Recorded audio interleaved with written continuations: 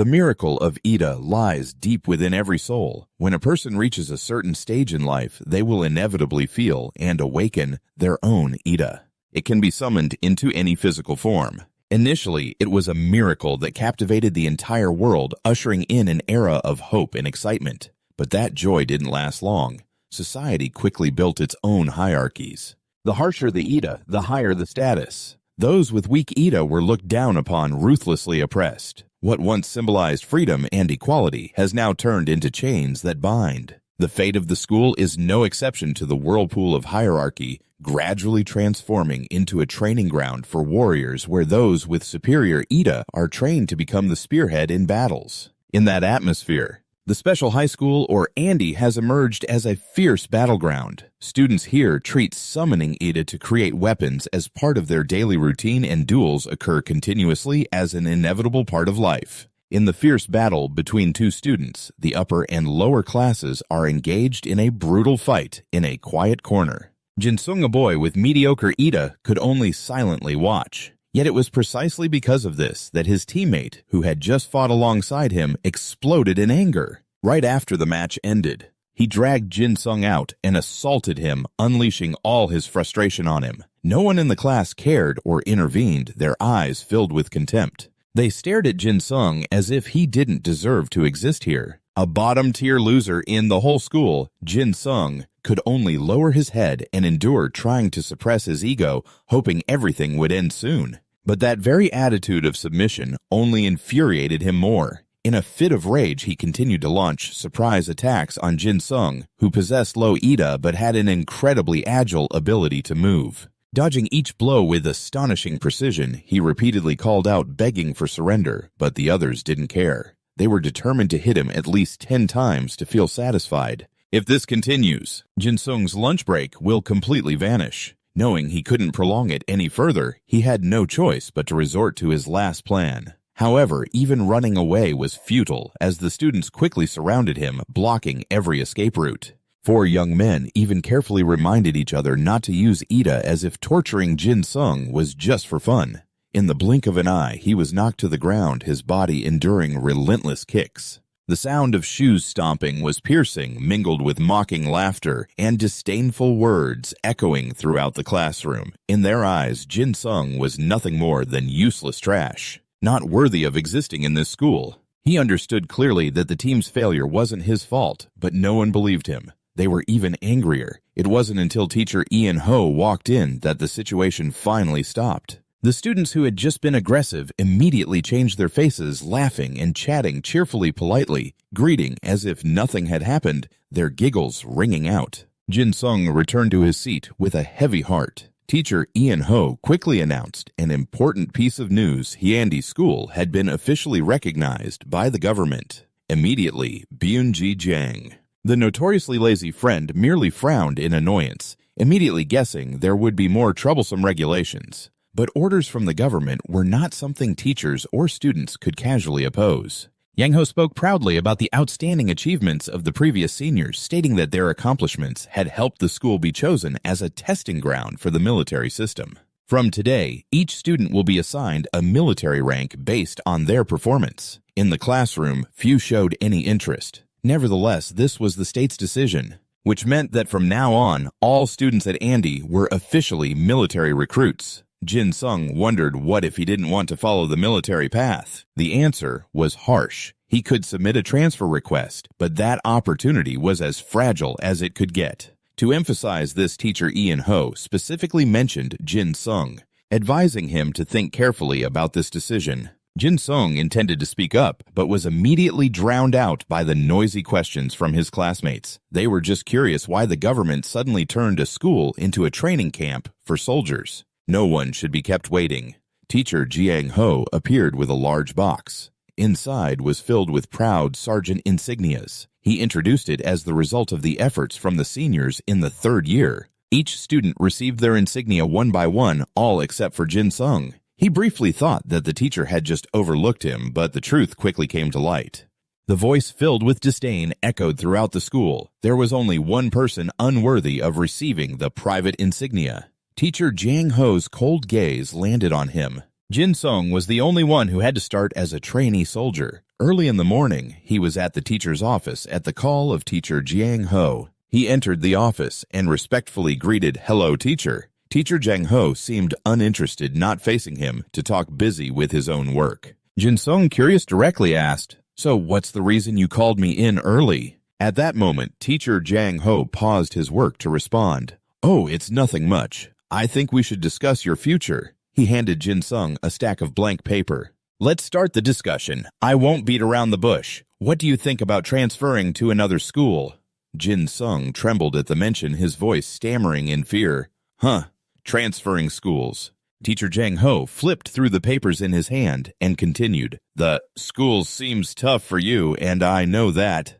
When our school transitions into a military academy, you won't last long, Jin Sung." Hearing this, Jin Sung tried his best to explain, "Teacher, you have to see the potential hidden within me. What if I suddenly do well? What would you say then?" Unexpectedly, after hearing his spontaneous defense, teacher Jiang Ho was astonished and asked, "What did you say?"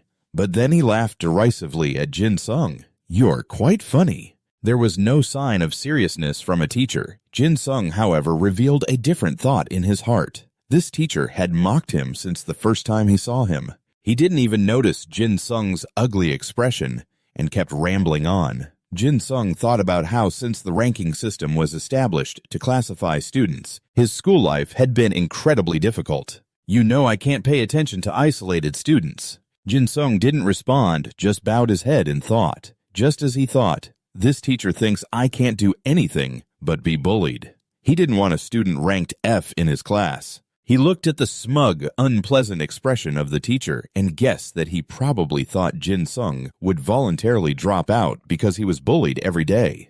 He frowned in speculation. "There's no reason to need an F rank student." Jin Sung pressed on, asking him another question. "Teacher, I'm a bit curious.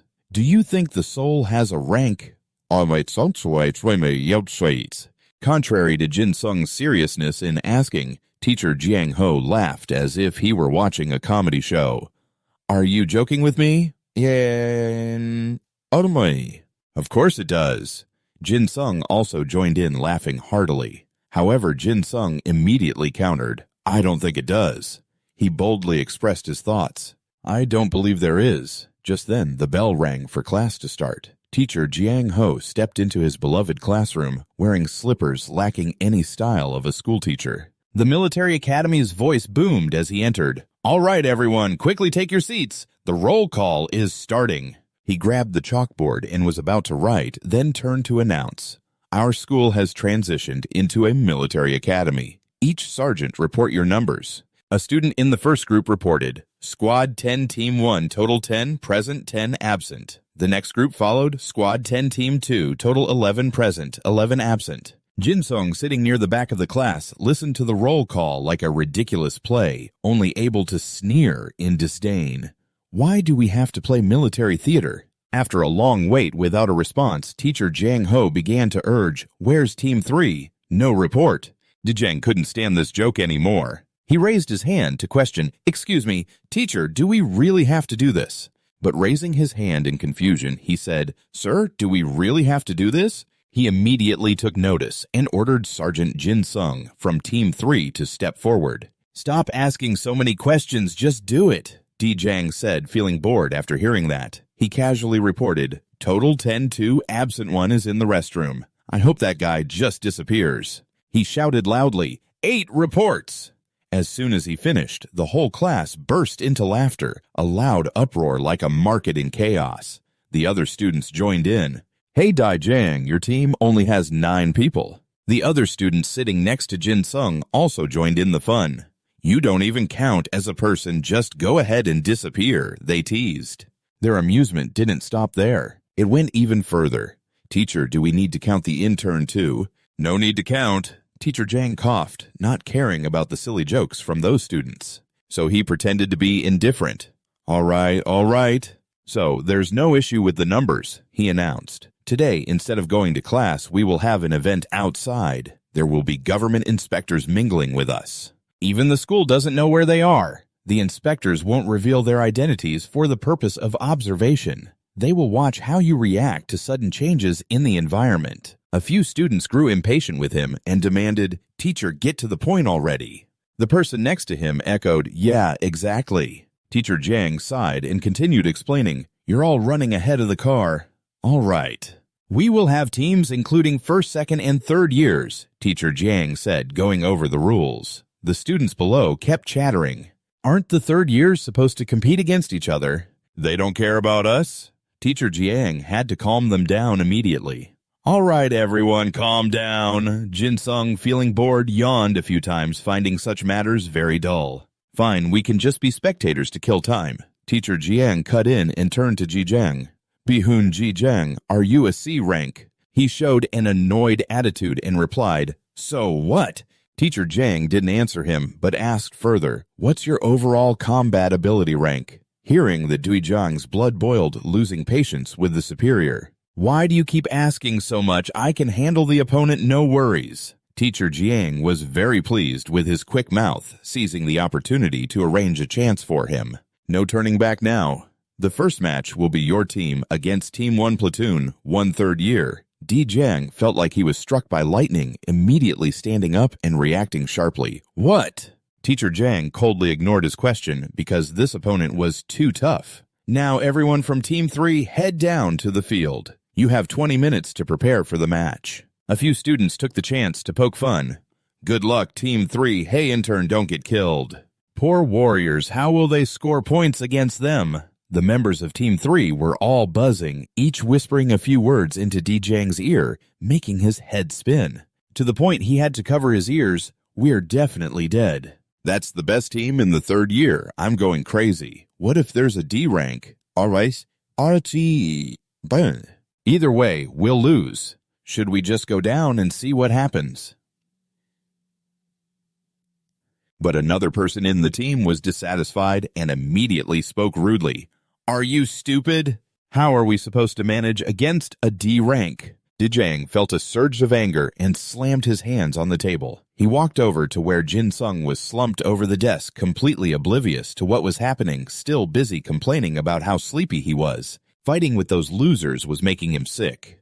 Trin stood in front of Jin-sung's desk, unable to say anything nice. "You piece of trash." Jin-sung was drowsy, half asleep. Seeing him, he forced a smile, trying to act casual. "Hey, did you call me Sergeant?" Dijang, seeing his face, was furious and didn't hold back. He gave him a verbal bomb along with some insults. "You worthless piece of trash," he continued without stopping there. He boldly grabbed a handful of Jin-sung's hair and kept spewing insults. "The way you bark drives me crazy." He was becoming increasingly threatening without any restraint. "You want to get beaten up before the fight, huh?"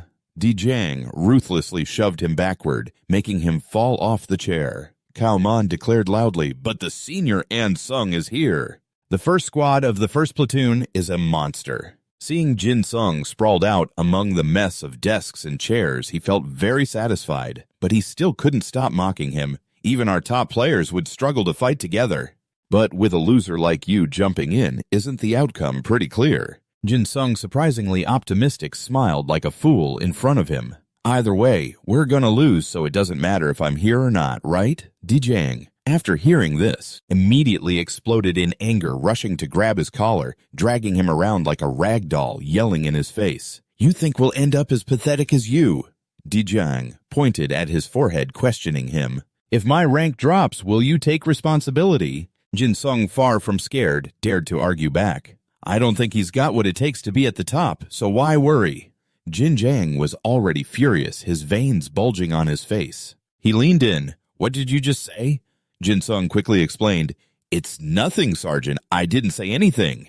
Dijang finally decided to let him go. He ruffled his hair, trying to act tough. "You worthless piece of trash, I can't hit you, because you still have to go out there." Seeing him let go, Jin-sung immediately added a few flattering comments. "Lucky me, getting hit by warriors isn't it any different from being beaten by the top rank?" "I didn't expect you to have a better plan." "I know. I'll let you, the worthless one, be the sergeant of Squad 3. Jijang sat down beside him, patting Jin-sung's head like a pet, his voice soothing. "Can you do it?" Jin-sung, of course, couldn't immediately turn against him, but acted obediently. "Of course, I'll do whatever you ask." Receiving a satisfactory answer, Jijiang roughly grabbed his collar again, declaring firmly, "From now on, you'll be my meat shield. Got it, you piece of trash." And then, Jinsung truly became a meat shield in the literal sense. While others used shields to block blows, Jijiang used Jinsung's body as a barrier. Ensuring safety, the scene was grim. All the students had gathered in the schoolyard. Teacher Jiang coughed, being the supervising teacher of the two classes. Participating in the first match, he took on the task of announcing. He held the microphone in his hand and shouted a few times. Before it began, other students hadn't arrived yet. They all lined up neatly around the battlefield. The two teams from the two classes were at the center, the scene bustling and lively. Teacher Jiang coughed and began the introduction. Squad 3, first platoon team leader of the first squad platoon, 2 team leader of the third squad. A Sung-ho, team leader of the first squad, is the monster of the third year. In Jijiang's words, he was currently standing straight under the blazing sun of the early morning at school, contrasting sharply with his serious and stern demeanor. Jijiang was fidgeting, completely unable to show that he was the team leader of Squad 3. Moreover, his attitude was not cooperative at all, spending the whole time looking at others with half an eye. Teacher Jiang coughed, politely approaching while patting the shoulders of his two students, kindly asking, "Team 2, are you ready?" Teacher Jiang Ho was particularly pleased with Sung-ho, so he focused almost entirely on him instead of encouraging his team, Captain An Sung. Instead, he chose to cheer for his opponent. "Just show off your skills freely. The recruiters are watching." Sung-ho remained humble, bowing his head. "I'll do my best," he said while cooperating with his teammates. Teacher Jiang Ho even comforted him. "You'll do great, I'm sure." However, with Jijiang, he had not a single word of encouragement. He went straight to the point, assigning positions to each team member. The members of Team 3 seemed very disheartened when facing their opponents. It was too easy. They looked almost uninterested. As they entered the match, the two sides faced each other. Teacher Jiang Ho waved his hand in the middle, declaring the match to begin. "The teams will start right now. Each team captain will receive a bracelet immediately." Jijiang pulled Jin Sung in to be the target, just as he had said before. "Come on, trash." At the same time, the description of the captain's bracelet was broadcast over the loudspeaker. This bracelet will use Ida's power to protect the wearer from shock. But it will break when subjected to a certain force. When the bracelet breaks, the wearer will be eliminated. Jijiang designated Jin Sung as the captain, but took away the protective bracelet meant for him. To keep himself safe, he said, "I'll hold this to last a little longer." Jin Sung couldn't help but speak up. "Hey, Captain, can you not hold me like that? I feel like a dog." Jijiang impatiently replied, "Stop whining. You're just a shield." After hearing this, Jin Sung could only helplessly sigh. "I can't even be an animal anymore. I'm just a thing." At that moment, an announcement that was beneficial for them was also relayed down. But this time, due to considering the experience difference between second and third years, the second-year class of 10 had an additional condition. They had to last 5 minutes to be counted as a win. The members of Team 3 second year, upon hearing this, held their heads and cried out, "With members like this, I'm not sure we can last even that long against people like them." But they had no chance to hesitate as the match was about to begin. Jinsung also contemplated a retreat for himself. 5 minutes to win. "If we win, will the teacher consider my request to transfer schools?" On the field, there was only Teacher Jiang Ho and a crowd of students eagerly awaiting the fun. The government inspectors were up on the podium observing everything. The command was quickly issued. Both sides saluted. Sung-ho seriously greeted his opponent in a military style while Jijiang was still bewildered, cursing under his breath. "Damn it!" Teacher Jiang Ho was quite satisfied with the current situation. Immediately, he declared the match open. "Let the battle begin." As the whistle blew, Jijiang dragged Jisung along like a giant trash bag, leaving him stunned and unable to react. The other members of Team 3 looked around like headless chickens, unconsciously surrounding Jijiang. Jin Sung was dragged across the field for quite a distance, crying out, "Wait, Captain!" Jijiang lost patience and warned him, "I told you to shut up, trash." He wanted to rely on the organizer's decision on the winning time to buy time for victory. "We just need to last 5 minutes." But what awaited them was not a bright future, but the aggressive members of Team 1 third year advancing towards them. Everyone was bewildered. "Bihun Jijiang, give us orders." What about the formation? The seniors are coming. Very quickly, they were surrounded in a closed circle with no escape, growing more anxious and panicked.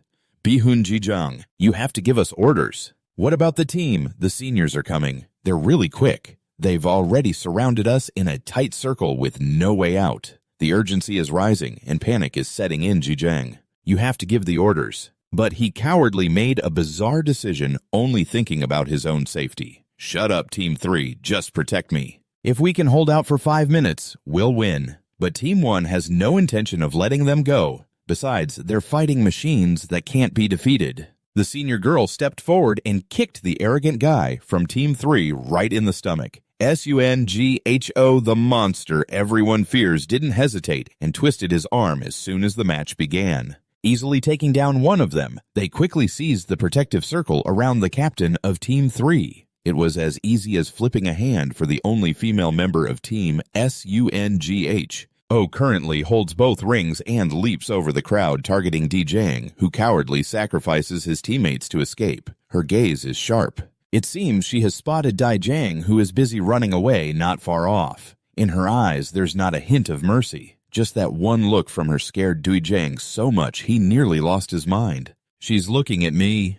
At the same time, she pulled Dui Sung in front of her as a shield. Even though she hadn't touched a single hair on him yet, she quickly dashed towards the two of them. Swift as the wind, to everyone's astonishment, Dui Jiang in his cowardice used an F rank as a shield to save himself. Without mercy, she ordered a retreat. You trash, I told you to block. Jin Sung resolutely didn't fight back, knowing he didn't have the ability to do so. How can I do that, Captain? When things went wrong, he cursed at you for being useless. Damn it, just block this trash. Meanwhile, the only female member of Team 1 was still charging forward. Jin Sung was being dragged along, struggling to find a chance to speak. I mean, shouldn't we run in another direction or something? Teacher Jiang finally saw some clarity, assessing the situation with complete satisfaction. He gave a thumbs up to express his approval from outside the field. I'll handle your transfer, Jin Sung, unexpectedly in this somewhat awkward situation. He unexpectedly found himself getting a good deal. He suddenly gained momentum, jumping up and breaking free from Dui Jiang's annoying hold. Even the only girl in Team 1 was surprised. There was no internal conflict or anything. She just didn't expect that what she was aiming for was the team's ring, and Jin Sung saw through her intention. He caught her surprised hand effortlessly. She was just as surprised when Jin Sung suddenly became stronger, suddenly so clever. His eyes widened in disbelief, responding with a sharp gaze that was hard to believe. A Park Jin Sung no one had ever known before, sensing that today's opponent was a bit tough. She summoned her armor, immediately replacing her uniform with shiny armor that could withstand all physical damage. The only female member of Team 1. Clad in armor, she looked imposing, showing no signs of weakness. After 2 seconds of looking cool, Jin Sung returned to his clueless, useless self. He praised his opponent without holding back. Your armor looks amazing, both in appearance and function. It's an EDA. But she wasn't easily fooled by those familiar sweet words. Directly questioning him, don't play dumb. You just reacted to my speed, didn't you? In front of her overwhelming presence, Jin Sung showed no fear at all. He even pointed directly at Ji Zhang, who was frantically looking for a way to escape in the distance. More importantly, your captain is running away. While she was distracted, only focusing on Ji Zhang, he took the opportunity to check his watch. I need to check the time first. Yet time had barely passed half. How would they survive and win? You can't help but curse, damn it. There's still 3 minutes left, so you decide you have to stop her at all costs. You stand right in front of her. Then comes a display of the foolish boy and his idol. Can I call you Nuna? I'm not flirting with you or anything. Just trying to buy some time. Jin Sung doesn't care about his image at all. I'm sorry for making you angry. Then I'll call you Senpai, but these tricks won't work on you. You flat out refuse. If you want to buy time, it's useless. Summon your Ida. I see the senior cracking her knuckles. Jin Sung is scared out of his mind, but our meeting is fate. We have to introduce ourselves. The senior is not just uninterested, but even more aggressive. If you keep refusing to summon Ida, then I'll fight you right here. In the end, it's still... Jin Sung couldn't stop the senior and had to say, please wait. Just hold on a moment. She impatiently said, just hurry up and take it out. Yours seems to be the most valuable compared to your team members." He was sweating profusely. His voice was sharp but filled with fear. "Why are you in such a hurry? You should know that a cool head is important." But the senior is starting to get angry, her veins popping out instead of her words. Didung continues to stall and doesn't act. This is something my dad often said to my mom when he was being scolded. The senior really couldn't hold back her anger anymore, stepping heavily swiftly, coming to demand his life. His steps were getting closer. He finally decided to give in. "All right, I'll show you. Can I take it out now?" Eda began to be summoned from Jin Sung's right hand. The senior was just as eager, hoping to score a significant deal from him. But today she would be disappointed. Jin Sung's Ida turned out to be a level F dagger. Its overall combat ability is F, just an ordinary dagger with no special skills. The senior was stunned. She smiled bitterly at the naive boy in front of her, showcasing a dagger that couldn't be more ordinary. Even she felt helpless and speechless. Could it really be? Jin Sung noticed her stroking her hair and immediately worried. "Senpai, are you hurt anywhere? You should go see the nurse." The senior, feeling powerless, pressed on. "Let's see. So you're the infamous level F guy, huh?" He honestly replied, "Yes, I'm the infamous level F guy." After hearing this, the senior felt pain as she touched her face, realizing that all her efforts had become meaningless. However, Jin Sung was very proud of that ordinary dagger. But for him, this dagger is an S level among ordinary daggers. The senior couldn't bear this humiliation. She turned and walked away. Jin Sung immediately called after her, "Senpai, where are you going?" The senior didn't even bother to turn around and said, "I thought you had value because of how you reacted, but it must be just luck." Didung was still behind, continuously calling out, "Wait, please don't go. You're the one who wanted to see it. You can't just leave disappointed like that." Jin Sung, trying to buy some time deliberately, held the senior back. "If you keep walking, I'll sneak up behind you and attack. This is your final warning. Are you listening?" The senior helplessly turned her head to explain, "I have no reason to waste time with you in this time-limited battle." But the surprising thing is, Jin Sung is ready to use that tiny F-class dagger to ambush her. When she turns around, he's right behind her waiting to strike. Jin Sung can't help but marvel. "I thought she would continue to ignore me. Truly a senior who is honest." The older sister faces the dagger in Jin Sung's hand directly. Perhaps it's because Jin Sung doesn't pose a terrifying threat, so she has no intention of dodging. As a result, her left hand instinctively rises in self-defense, and the attack from the dagger immediately halts. The metallic sound rings out loudly in the arena. The older sister's face is filled with big question marks. The attack fails, and Jin Sung chuckles like a mischievous child. Indeed, as tough as he looks, he always makes the older sister in front of him bewildered, not understanding what just happened. But in reality, he is crying inside without tears. He originally thought optimistically that maybe that dagger could create a miracle helping him turn the tide, but it seems now it really has no value at all. At this moment, the classmates are all laughing uncontrollably. Ha, indeed, a level F. A confused senior is also there. Seriously, he didn't cause any damage at all. The movements between the two of them freeze. Jin Sung can't continue. Jui turns sharply. No matter how good his reflexes are, the entire Ida is just like that. I've confirmed it has no effect. So, let's stop here. Jin Sung scratches his head, feeling a bit discouraged. Even so, I should have dragged it out a little longer, right? Then he looks down at his watch. Still 2 minutes left. Byunji Young appears looking down on him, exclaiming, "You worthless piece of trash can't even last 5 minutes." Jui steps in front of him, rebutting, "How can you say that when you ran away with your tail between your legs?" He retreats in confusion, but still responds arrogantly, "Senior, I was just going easy on you." Inside, he's screaming, "Please, please, don't believe her. Just stop here." Jui scoffs, "Oh, you don't need to go easy on me. Let's see how you perform. If you want to be better than In Sung Ho, then prove it." Byunji Young keeps backing away in fear. Damn, today is just not my day. Suddenly, his foot steps on a corner of a rock sticking out of the ground, which is incredibly large underneath. Byunji Young smirks wickedly. That rock showed up just in time. That big rock deserves to be scattered everywhere. Jui sees him retreating and seriously questions, "So when will you prove yourself?" Byunji Young seems to come up with some dirty plan, smirking, "If the senior wants, then I will show you." Then he suddenly sits down on the ground. Jui is confused by this action. What but Jin Sung senses danger and hurriedly looks back. The Ida of Byunji, Yang no way. Has he hidden it? He yells to remind Jui, it's dangerous! Senior, you're wearing armor. Byunji Yang places his hand on the ground, using his power to pull out the large rock dust rising with the movement. Byunji Yang smirks and exclaims, throwing something. A notification board appears, pulling out something that was stuck and tossing it away. EDA, level BC class, total combat ability. BC. If this is an object that was stuck, then it can be used as a weapon, the fixed weight of the object being pulled out. It can be disregarded depending on the user's ability. The classmates are astonished, exclaiming, wow, she's really something. Will he be okay? I can't believe that rock is that big. Juye's gaze was sharp when he saw this scene. She smiled faintly and asked, so you're not running away anymore. You're waiting for Ida to show up so you can use that rock.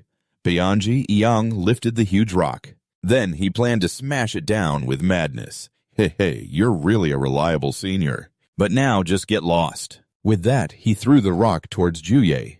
Byunji Yang continued, please turn into a path that I can crush to showcase the essence of Ida. So being a third year is impressive, huh? Byunji Rang here will win. Suddenly, a tall figure appeared behind him. He spoke up. Sorry, just a moment, second-year student. Byunji Yang frowned and turned to look. That voice. Before he could finish, he was slammed hard into the ground. Yet he still shouted back rudely, damn it, why? Senior third year attacking sneakily like a coward, huh? Meanwhile, Jui was struggling to hold up that rock. It was stronger than she thought. But thanks to Adia, I can hold on. Suddenly, a voice rang out, startling her. I will definitely catch you. Then, the rock in front of her suddenly cracked into pieces. It was Sung Ho who helped her deal with it. But Juye gritted her teeth in annoyance, looking down and questioning. This was supposed to be a good opportunity for me to show my worth. Why did you interfere? Captain Sung Ho explained. That attack was a bit dangerous. I was just doing my job to protect the team members. Jui felt belittled. Are you saying I couldn't handle it? Sung Ho's expression was awkward. Jui, of course you could deal with that rock. But then he turned around. This jerk won't just stop there. Byunji Yang was holding a stick ready to strike from behind him. I will definitely catch you. Sung Ho slammed him down hard into the ground. I will definitely catch you. Ida B reduces combat ability A+. You will definitely catch any target you want. At a fixed distance, you can move freely and time will be forgotten. Jin Sung scratched his face. Oh man, I'm so dumb. Captain. He was scared by that bright devilish gaze when Sung Ho turned around. That second-year student, Jin Sung, stood with his hair standing on end and shouted, I surrender, I surrender. Sung Ho looked a bit puzzled. Previously, that guy activated EDA and you warned Jui. Why did you do that? He flustered and explained, because our captain can't control his anger, I decided to do that. I didn't know what he would do. He stepped towards him while sighing. You're really a master liar. Jin Sung's face turned pale. Wait, I already surrendered. But Sung Ho still charged at him and used the technique, I will definitely catch you. One hand held his knife and the other grabbed the collar of his opponent. Jin Sung panicked and exclaimed, please, just listen! Suddenly, the knife that was flying in the air fell into his other hand and he quickly caught it. Jin Sung intended to slash at his opponent while continuing to speak. When someone else is talking, you know. You swung hard and Sung Ho quickly stepped back to dodge. He looked at that second-year student with a suspicious gaze. Who are you? Sung Ho asked, radiating a powerful aura. Jin Sung thought to himself, wow, he's not joking around. Then he confidently replied, I'm a member of the 2nd Squadron 10th Team 3rd Unit. I have an F-level EDA. Sung Ho suddenly calmed down. Oh, I get it. Jin Sung glanced in the watch on his wrist, feeling cold again. Wait, there's still time left. Noticing that he wasn't focused, Sung Ho reminded him, look over there. The second-year student scratched his head and smiled awkwardly. Well, your attention on me is a bit intimidating. He thought to himself, just 1 minute left. Then he planned to distract him. Look, there's a crowd over there. It seems like they're all really excited to see me. It's terrifying, isn't it, senior? Ah, that's really bad, isn't it? Inside, he was screaming, time, please go faster. Sung-ho realized his intention and called him out. "You're trying to stall for time, aren't you?" "I really hate people like you," Jin-sung said dramatically. "What can I do by myself anyway?" "No matter how much you say you hate me," he replied, "why don't you try to fight me straight up?" He shrugged casually. "Effort, I can only do the bare minimum. What can I really do?" "This isn't a warning. It's advice," Sung-ho said. "Does that confuse you?" He continued, "Everyone is talking about this tournament. The senior scout will pick out students who don't perform well, and anyone lacking skills will be expelled." Only then did Jin-sung realize, expelled. So that's why the homeroom teacher looked like that. Suddenly, he called out to the senior. Sung-ho wondered, as Jin-sung moved closer to him. "I don't want to get expelled," Sung-ho reminded him. "Then make sure you do well." Jin-sung got into a fighting stance. "If you're my opponent, then I'm not sure if you'll be okay after this match." As soon as he finished speaking, a strange aura emanated from his body. His eyes widened, veins bulging on his face, looking terrifying. Around Jin-sung was a bizarre red mist, an F-level EDH dagger with a combined combat ability of F, a regular dagger without special abilities. The corners of Jin-sung's mouth curled into a scary smile. Notifications kept popping up. Your stamina has tripled compared to your base stamina. You can see the critical points of your opponent and EDH. You can identify the most effective way to destroy your opponent with your current skills. Only when you completely destroy their EDA or take their life can you stop. You've become obsessed with the desire to kill, a true murderer with S-level EDA.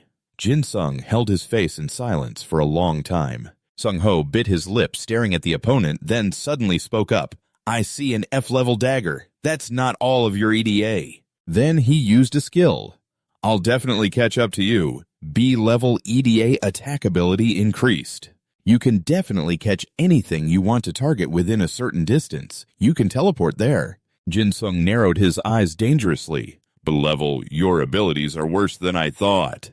After that remark, Sung-ho felt the surge of energy approaching. He incredulously exclaimed, "No way you can see other people's EDA." Jin-sung's mouth curled into a crazy smile. His face looked like that of a killer pointing the dagger at his opponent. "Sorry, I can't hold back anymore. You're gonna stop me, right? Is that right? You look like a bloodthirsty demon right now. Your face is all dark and all I can see is that bright red mouth." Sung-ho frowning looks really intimidating. Then he wonders again. "Isn't your emotion older than your age?" Jin-sung's pupils flicker. "I know that the senior will be fine. I can trust you." "Right." The classmates are watching from a distance now. They start to wonder among themselves why he's still standing still. Maybe Sung-ho feels he's not strong enough to fight one-on-one. The red-haired friend can't help but shout, "Why aren't you moving?" "I came here to see him get beaten up." Sung-ho is so tense that he's sweating. It seems like he doesn't even want to defend himself, but he doesn't show any openings. The two are already in the realm of battle. "Over here!" Guy can also sense that strange power. "What is that energy? It's different from the last fight. This atmosphere, I don't think I can leave him alone. Something feels very strange." She looks confused at Jisung's frantic expression. Jui's body involuntarily trembles as she speaks. "I request all members to attack." Immediately, the group rushes towards Jin-sung. Jui is in charge of controlling him from behind. Another person rushes forward to shield Sung-ho. Guy grits his teeth, using all his strength to suppress Jin-sung's terrifying power. Suddenly, a huge shockwave erupts accompanied by gray smoke. After a moment, everything stabilizes again. Jin-sung is pinned down to the ground. He turns back and laughs, saying, "Ah ha ha, senior, you're too heavy." Sung-ho wonders what's going on. Ju-yi explains, "Just like how you protect the team, I want to protect mine too." Sung-ho exclaims, "You don't need to protect." Then he pauses. He looks down at his teammates. Suddenly a voice rings out, "Are you sure, senior?" Remembering earlier, they attacked him in an instant. Everyone rushed in to attack, but Jin-sung laughed excitedly like a demon. He was attacked so relentlessly that he couldn't react yet. Sung-ho exclaimed, "Honestly, I'm not sure." But the corners of his mouth couldn't help but curl up. Jui feels goosebumps from that expression. He's smiling. He continues, "Anyway, Jui, release your Ida before it breaks." Guya, hearing this, gasps. "What?" The armor on her forehead has been destroyed. Along with that, her entire armor shattered. That quick attack caused this much damage, the other members start to panic, looking down at his wrist. My bracelet is broken. And mine too. What is this? Why did everyone's bracelet get destroyed? Maybe it broke by accident. Sung-ho sat silently pondering the situation, then suddenly called out to Bak Jin-sung, put on an innocent expression. Ha ha, team spirit is really good. It's so heavy. Sung-ho just kept looking at him in silence. You find it confusing, don't you, senior? He just asked if you were back to normal yet. Jin-sung grinned widely. It's been 5 minutes, senior. Can we move to another spot? Ju-ye immediately stood up. Sung-ho turned away and said, Next time I want the match to be uninterrupted. Jin-sung waved his hands. What do you mean by, next time I'm fine, just this once? Sung-ho walked away, reminding him, you should do a few things first. This was advice that gave him goosebumps. Wait a minute, senior. I said there's no next time. At this moment, the whole team started to follow him. Leaving Jin-sung lying helplessly on the ground, it was tough. At this time, the second-year group was watching. The atmosphere began to buzz with chatter. Second-year Team 10, third-tier Babian G-Rang. Win, win, win. In the principal's office, a grumbling voice echoed, Why is the advisor in this shabby place? Haha, I arrived here secretly. By the way, has the file we requested arrived? Lucy sat down comfortably, crossing her legs, and asked with a smile, Principal, hand over the documents. They're right here. Lucy quickly flipped through them. Is this the famous An Sung-ho? The principal flattered. An Sung-ho is an outstanding student, even globally. That kid is the pride of Hey Andy. Lee Shin pondered. There's no award history in middle school, but he always dominated every match in high school. Does he realize that? The principal continued. If the kid's EDA ranking was a bit better, unfortunately, Lee Shin, it's not. If it were just because of the B rank, he wouldn't have come this far. Then he stopped at another page. There's an intern. Lee Shin wondered. The principal hurriedly explained. There's a lower-ranked student, a freshman. We placed him in the combat class. After the kid debated, Lee Shin tapped his fingers on his forehead. I asked a few things about the intern, but this is quite interesting. Then he added, the weak background of this student is on the back. He replied, Yes, but you don't need to read it. Lucy quickly read about the special case. Lost parents at 8 years old. Perhaps the shock caused the EDA not to awaken. Exploited by the infamous gang and uncle for a long time. The robbers broke into their home when he was 10. His parents suffered severe damage to their bodies and minds. And they had to go to a mental hospital. As a result, he awakened EDA that day. His gaze was sharp. EDA didn't appear at 8 years old. The principal confirmed, yes, there was a slight change. Usually EDA appears at 8. The robbers broke into their home when he was 10. As a result, he awakened EDA that day. Lishin fell into deep thought. An EDA awakened late under special circumstances, but only the infamous rank. Then he asked further, the combat ability is still only rank E from 50 years. Principal, I'm not sure, but the kid has been rank E since joining our school. Lee Shin sighed. The combat ability of rank E is too much. What's the purpose of him hiding his abilities? Then I request to meet Park Jin-sung privately, which left the principal bewildered.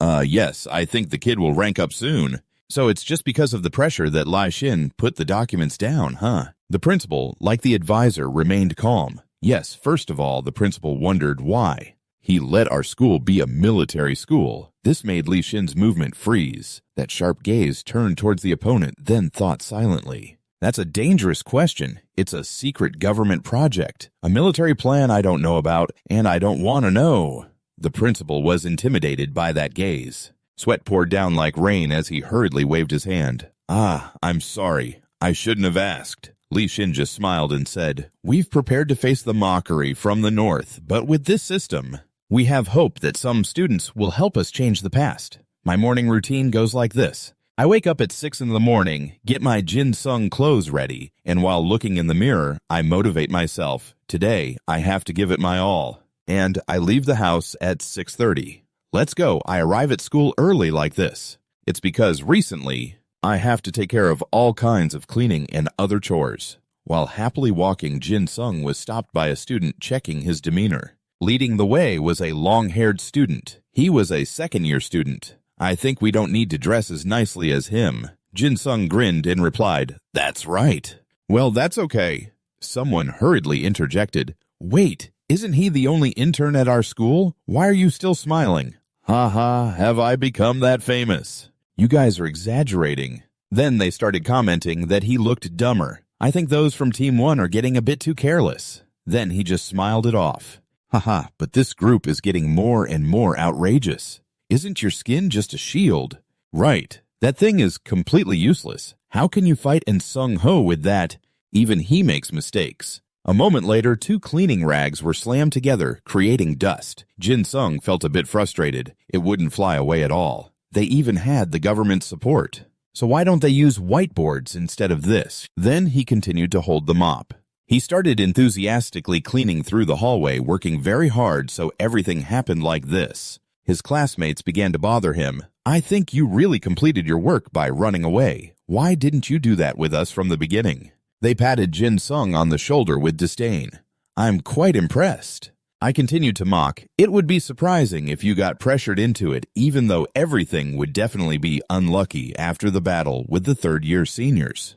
My image in everyone's eyes was gradually improving. While Jin Sung was resting, someone slammed down on the table. "Wake up!"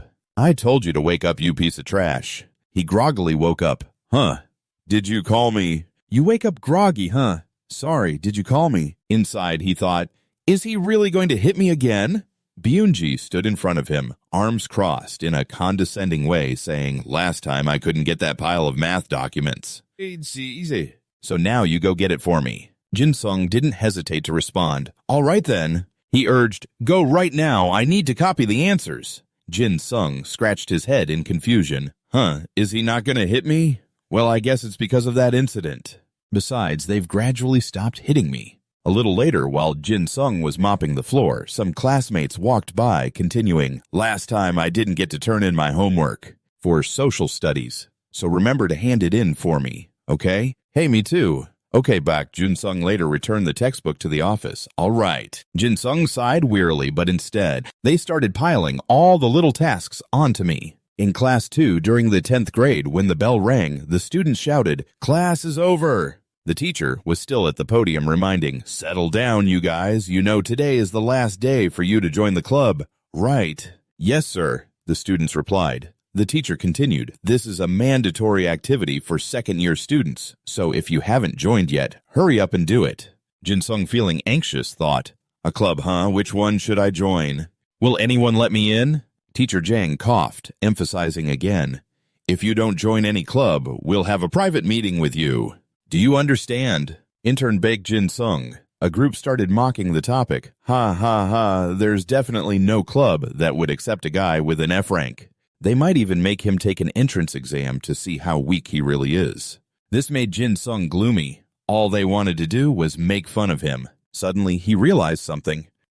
His expression turned panicked. The content on the paper in front of Jin Sung was a list of emergency rescue statistics, squad battles, and separate combat. Weapon research, EDA, practice, combat skills with tigers, ideological struggle, training, emergency handling of high-level weapons, high-level martial arts, high-level attack skills, strengthening combat, learning about the art of war, studying 36 different strategies. After reading, Jin Sung was really puzzled. What are these? All the clubs seemed related to the military or the use of EDA. The students below started asking each other, "Hey, which club are you joining?" "I think I'll join the Squad Battle Club. How's it rated?" "Wait, let's go to that club together." So everyone excitedly headed towards the door. They were rated pretty high, right? "Oh, I can't wait. Wait for me. I'm coming." Only Jin Sung sat alone in the classroom, feeling helpless. What should I do? I really hope they stay away from those military-level restrictions. This isn't just a club. It's a group of people connected to each other. Jin Sung started analyzing each club, practicing the art of ideological struggle, mastering the four-sided skills of armored attacks, and learning about the art of war. HT has nothing to do with the specific use of EDH for the purpose of enhancing physical strength. A separate battle. After a moment of contemplation, Jin Sung exclaimed, "Oh!" He quickly stepped out of the class, thinking as he walked, "There are no rank restrictions for EDH. And since it looks like a physical training club, I think there won't be many people participating, even though it's a bit strange. When there's only one club using their own famous gym, a fierce brawl happening is mine, not Zhong's. Jin-sung was still happily thinking, it should be fine, right? It has been stated that it won't relate to the use of EDA, so... But when he arrived, why did he see so many people gathering? Why are there so many people? Did I come to the wrong place? But I'm sure this is the right place. While Jin-sung was looking around suddenly, someone turned around and pointed straight at him. Hey! The F-grade student from the upper class is here too. Yeah, you're right, he's from the upper class.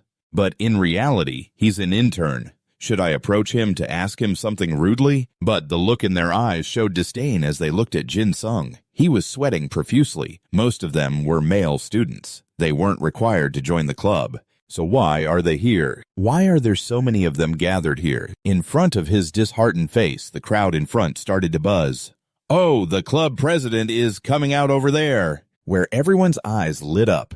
Wow, so cool. Jin-sung tried to push his way up to see, who is the club president? What should I do? I have to run.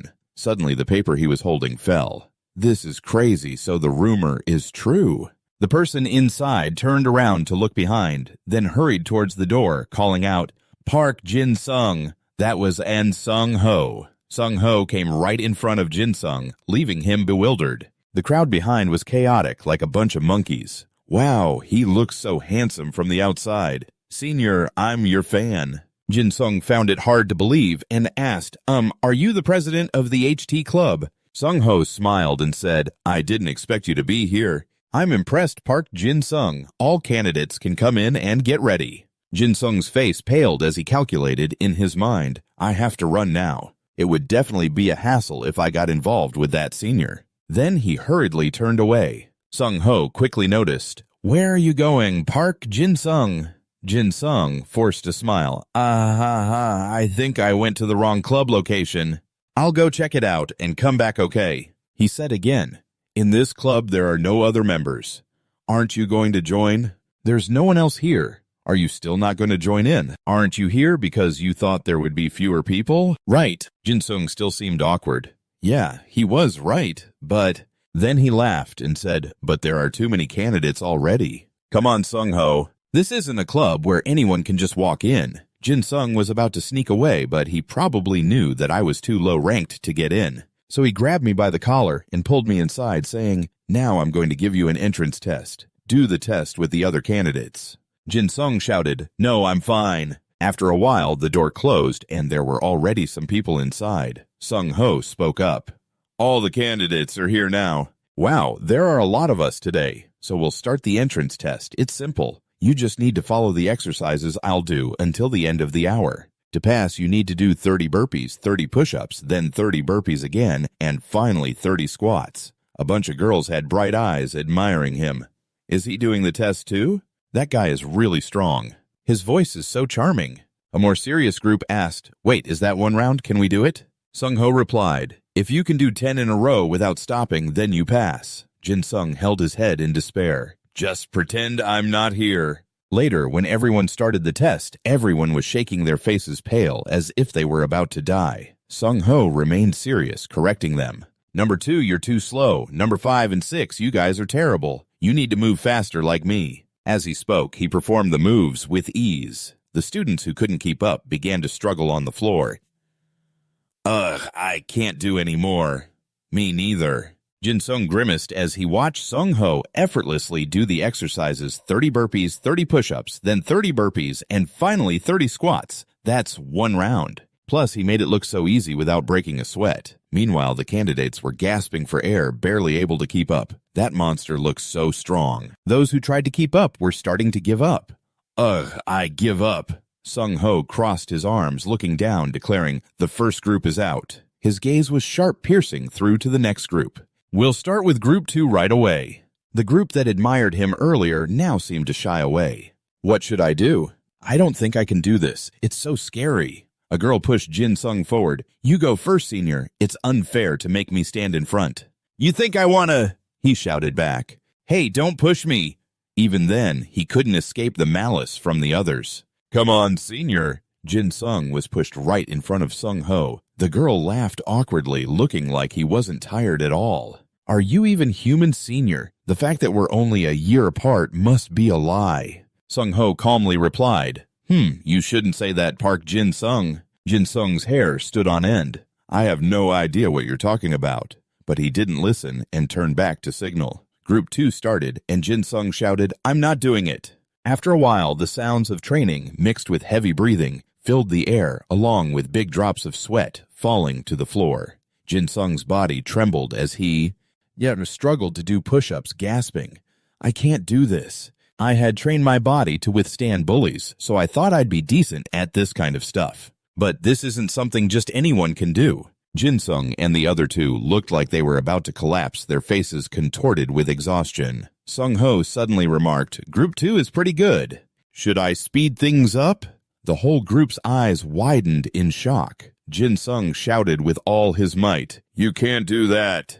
After a while, the kids took a break to eat snacks and drink water. Wow, the senior hasn't dropped yet. Damn impressive. That's because she dropped out, so now she can only watch. At this moment, Jin Sung was finishing up with Sung Ho. Isn't his stamina at least top tier? Is it true that his overall combat ability is at level F?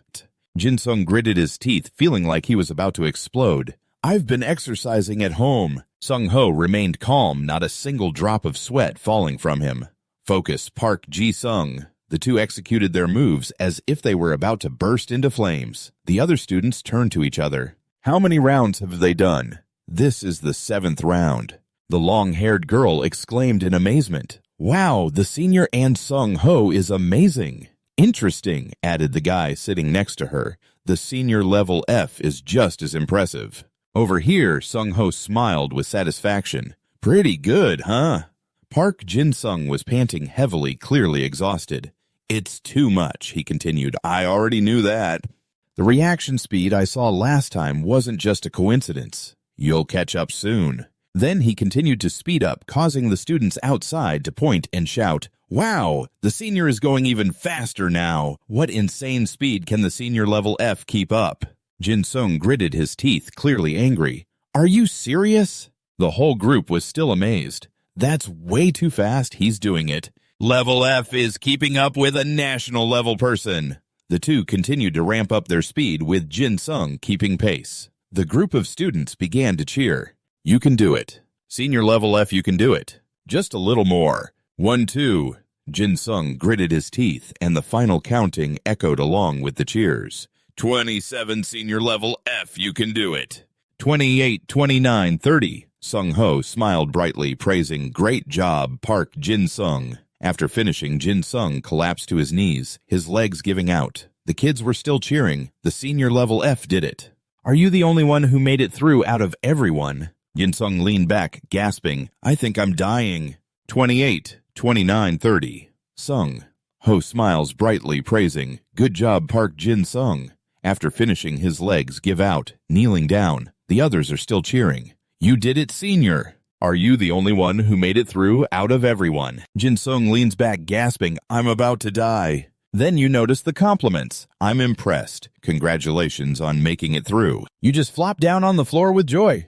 Well, it's not too bad, right? I got some praise. At that moment, Sung Ho approached. He reached down with the intention of pulling you up. Welcome to the HT Club, Jin Sung. He happily grabbed your hand. Thanks, man. I guess I should go rest now. Sung Ho used his strength to pull you up. No rush, buddy. You can start tomorrow morning. Jin Sung shivered with anger. Hello, senior. Did you not hear what I just said? Sung Ho calmly replied. The effectiveness of exercising doubles when you have someone to do it with. I've been waiting for someone who can match my level for a long time. Then Jin Sung turned pale and pulled his hand away. Match your level. If we played another round, I'd be dead for sure. I thought you hated it when everyone liked me. His smiling face turned frightening. It took a whole year just to add one member.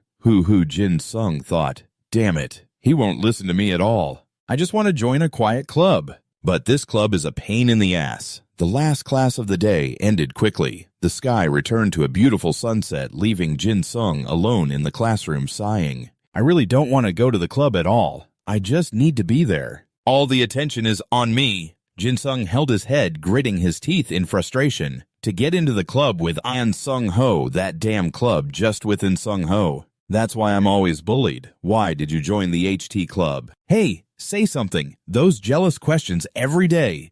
If I don't go, he'll follow me everywhere. I'll hear Sung-ho calling Park Jin-sung, Park Jin-sung, Park Jin-sung. Should I just break my own arm? Oh, Jin-sung kept calculating, not noticing the voice calling out. Hey, you kept shaking your head. No, he'll take me to the infirmary. Then take care of me. Just let me get better, and... He pulled me along, and that voice rang out again.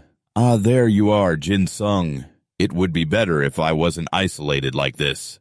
John saw you looking dazed and called out loudly. Hey! That's when Jin-sung jumped, shouting, Damn it, you scared me. Then he wondered, looking at the other person. Jian walked in and asked, are you a student in this class? Jin-sung was shocked, thinking, I have someone as beautiful as this in my class. Then he awkwardly replied, what's up?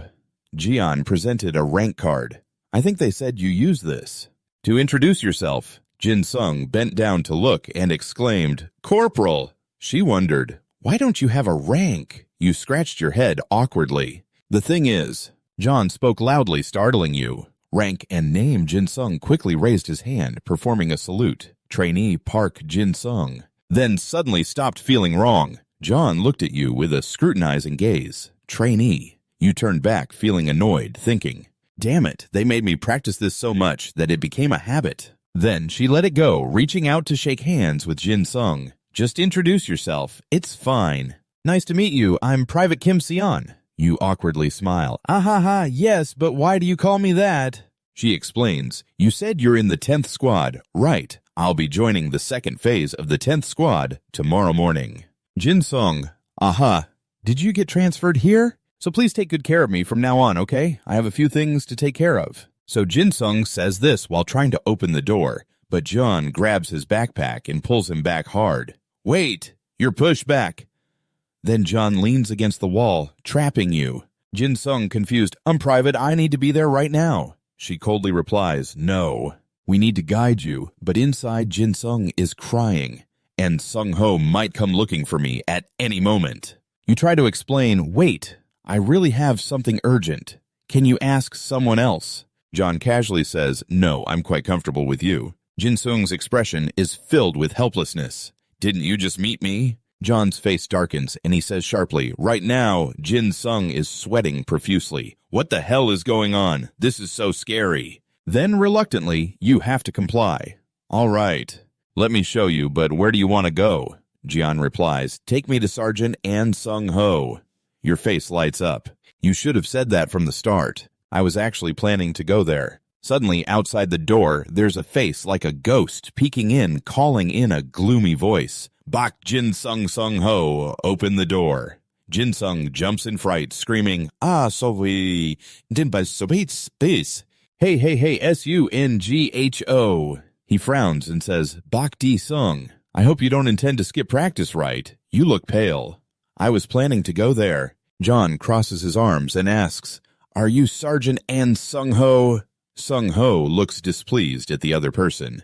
You're in Block 2, huh? You should show a bit more respect to your superiors. She confidently replies, I heard there's a ranking system here. Then she pulls his tie, smiling provocatively. Are you strong enough to be my superior? It seems like it's hard for us to determine a winner. Sung-ho tightens his tie, seriously, coldly asking, Do you want me to confirm that for you? The two of them keep facing off fiercely. Jin-sung has to hug his bag to shield himself. When bulls fight, the mosquitoes die. Suddenly, John asks Sergeant An Sung-ho, Are you dating anyone? Jin-sung was taken aback, but Sung-ho calmly replied, No, Jin-sung, I don't have a girlfriend. Oh, John smiled warmly. It seems like it, huh? Of course, I absolutely hate that kind of thing, he retorted. Oh, it's fine. I don't like you either. Jin-sung stood outside, confused.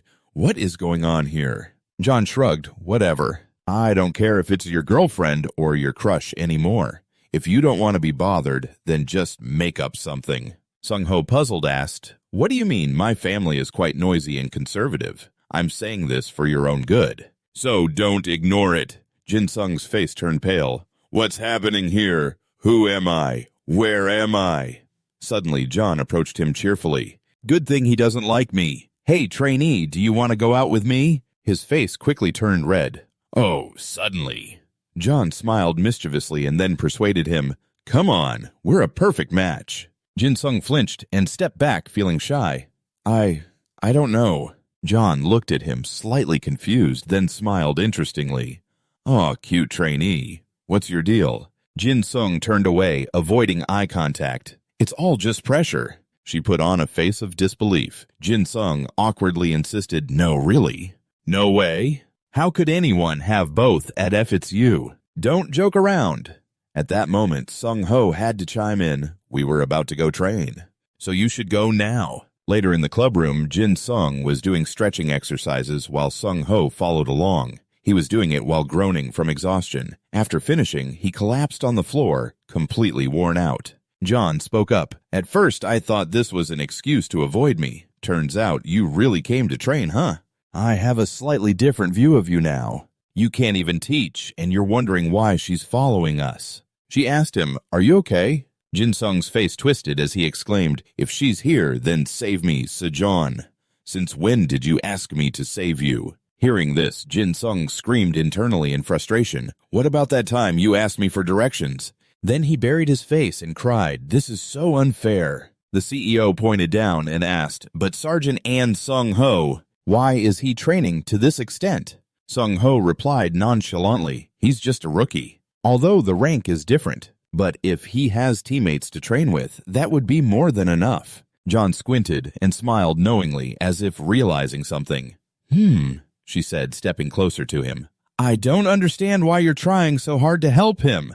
Is there something you see in him? Sung-ho frowned in annoyance. John crossed her arms and continued. Come on, tell me the secret he's hiding. You can see his talent, right? Now answer me quickly. Sung-ho refused to reply. I don't know what you're talking about. Aren't you the one who has certain expectations for Park Jin-sung?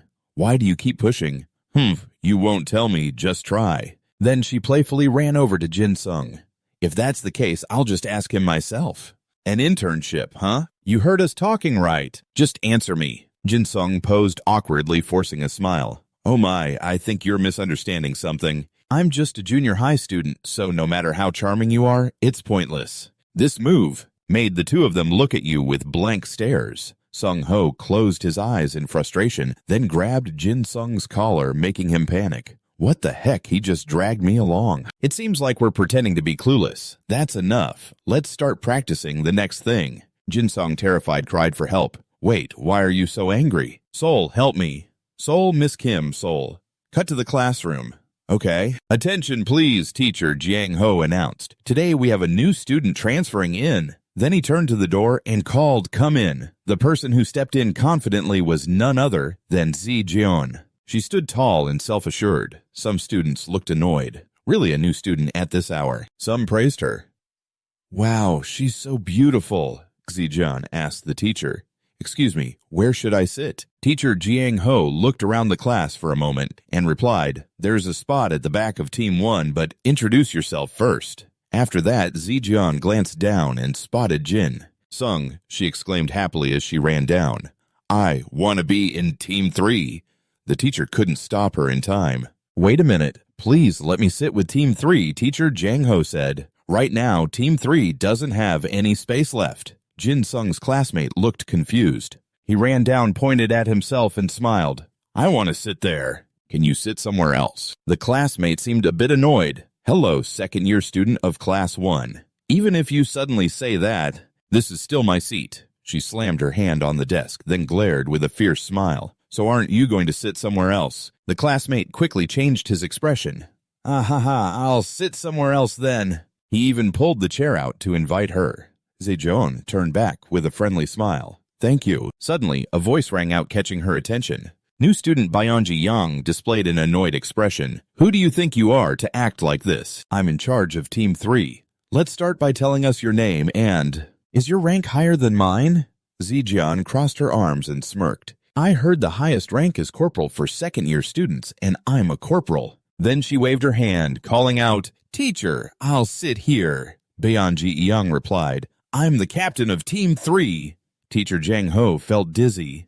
Another weird kid in class. All right, just sit there. Jin Sung buried his face in his hands, feeling helpless. Oh no, Zi Jian noticed that action. She turned to ask intern, don't you like me? Why are you so indifferent about this? Her expression turned frightening as she put her arm around Jin Sung while I sat here. Because I thought we really clicked. Do I need to do anything more about this after yesterday? We don't have to be on good terms, you know. You look pale. I'll overlook the fact that we're not getting along, sweat pouring down like I just took a shower and I still have to explain, ha ha. It's not that I don't like you, Teacher Jang coughed. He obviously saw and called out, Kim Sol. John immediately turned and smiled. Yes, sir. Shouldn't I at least introduce myself? I'm here for the whole class. John's face clearly showed her annoyance. I was already sitting here, so I just had to stand up.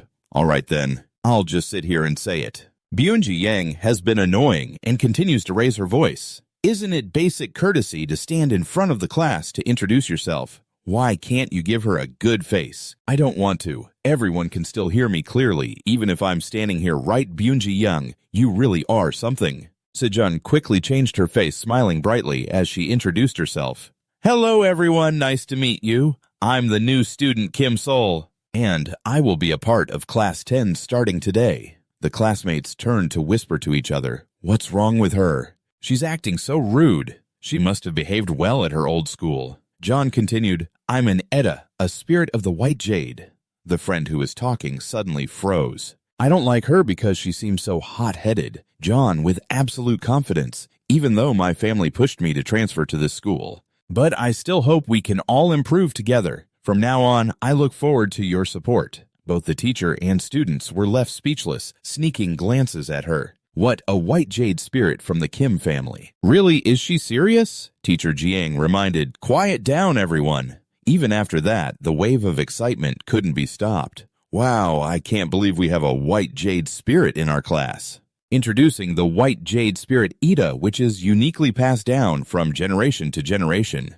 Ida usually cannot be inherited, and since the beginning, there hasn't been any similar Ida. It's because the things engraved in the soul cannot be the same. But there are those who still hope they can pass on their Ida, so it can become stronger, more refined, sharper, and more dangerous.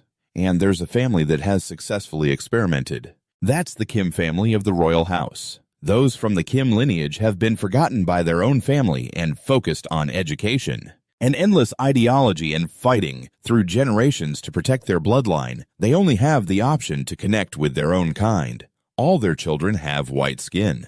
The Kim White Jade family successfully obtained an unusual Ida, a white jade spirit of the highest rank. The player's body can reveal the white jade spirit. However, the white jade spirit can only be revealed to descendants in each generation. The population of their family has decreased significantly and is almost extinct, and the child born in the last generation was a spirit wielding a sword. A child with physical abilities and latent powers far surpassing the last female spirit. Possessing the highest level of control, Kim Seun born from the starting line recognized by the family and God. A prodigy. After a grand introduction, Sejong, losing patience, spoke up. Teacher, can I sit down now? Teacher Jang, in a state of confusion, could only respond, sure. Now you can sit down, from today onward.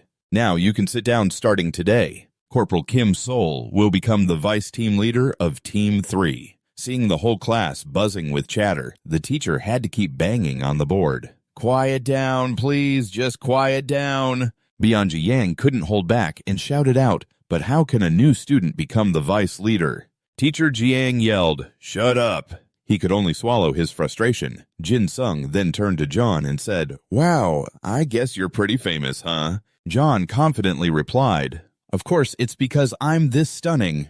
You're right, you can't argue with that. I get it now. John's determined gaze continued. You're quite unique yourself, you know. Having the title of an F-level intern isn't exactly ordinary. It's unclear whether that's a compliment or an insult, leaving him to put on a stubborn smile like stone, then bury his face in his hands on the desk. Don't say anything more. I'm an ally here. John laughed heartily, clearly enjoying it. I don't want to stop. Jin Sung could only shout for help. Below, Byunji Yang was gritting his teeth in anger. How can a new girl just come in? He shot a vicious glare at Jian's desk. A while later in the cafeteria, whispers of admiration floated around. I think we should change the team leader of Team 3. Kim Sa-eun is way better than Byung-ji Young, that jerk Ji Young. Kim Sa-eun has a higher reputation and better overall combat skills than him. He keeps giving out weird orders in the battle team just to make himself look good. At first I thought she was too full of herself, but she's really smart and good at giving orders. Plus her charm in battle is just so impressive, I'm totally smitten. If Kim Sa-eun becomes the team leader, that would be amazing. Well, anyway, she'll probably become the captain soon. They didn't notice that Byung-ji Yang was sitting there. Hearing those words, he tightened his grip on his drink. He gritted his teeth and hissed, Kim Sa-eun in class. Ugh, it's already lunchtime. Jian turned to Jin Sung and called out, Hey, let's have lunch together. Jin Sung quickly waved his hand. No way, I still have to clean up. She tugged at his collar. But I have no one to eat with. Jin Sung retorted, That's a lie. You're the most popular person in school right now. John crossed her arms, annoyed, and turned away. I hate it when kids approach me for things like this. They just keep staring and never actually come to talk to me. Jin Sung continued to refuse, still not budging. I'm really busy. Then he listed out the things he needed to do. I have to clean the board dust off the shelves, wipe the classroom floor, and get the supplies for the next lesson. With each task mentioned, Jian's expression changed. She interjected, You know someone doing all those tasks is just too much. I bet even the team leader can't do all that by themselves. Right. Jin Sung could only chuckle. Yeah, that's true. John leaned on her hand and coldly questioned, No way. Aren't you supposed to do the tasks assigned to other team leaders? Her pupils sparkled like a demon radiating a thick aura. Not to mention, how could the whole class be like this Jin Sung? He hurriedly waved his hands. Ah ha ha, I'm only doing this because I've already finished my other tasks. Isn't it more troublesome when more people are involved? Don't misunderstand. Sejin frowned as if she realized something. She angrily bit her lip, misunderstanding. Then she pulled Jin Sung's collar and dragged him away. Hey, follow me. You're confused about where to go. I told you I'm busy. Sejong wasn't happy and opened the door. Where do you think you're going? We're going to pay a visit to those jerks who keep dumping their responsibilities on you that they should be doing themselves, making you even more panicked. Wait a minute. I said, it's fine. After all of Jin Sung's refusals were in vain, the scene shifted to the cafeteria where Sejong brought her cheerful face to the red-haired guy. I have something to ask you. Two students were eating and wondered, What's up, Kim Seun? What do you want from me? Sejong quickly questioned, That's right. You're the one who regularly takes responsibility for cleaning the classroom of Squad 4, right? Why are you making the new recruits in our squad do that? The red-haired guy casually replied, Because he's a rookie. Sejong immediately covered his mouth. I don't want to hear your excuses. From now on, let's all just do what we're assigned. Okay. It's really shameful when you bully someone weaker than you, and I really don't want to end up in that situation. Do you understand what I'm trying to say? The red-haired guy's mouth was covered, and his face turned pale. Sejong continued, If I catch you doing this again, got it.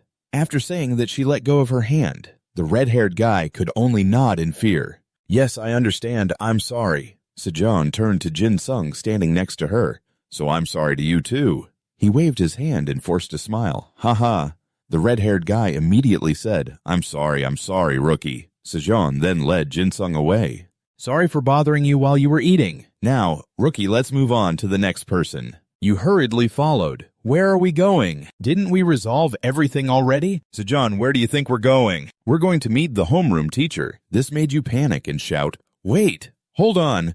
After hearing that, the teacher laughed. Oh, so that's what happened to Jin Sung. From now on, I'll let you take charge of dividing the cleaning tasks. Sehun and Sejong proudly replied, Yes, sir. Jin Sung could only sit beside them, holding his face in despair. A moment later, Sejong picked up a broom and declared, Okay, now I'll divide the work for our squad. She started assigning tasks from today onward. You will handle the board, and you will take care of mopping the floor. Got it. The two others incredulously exclaimed, Why do we have to clean?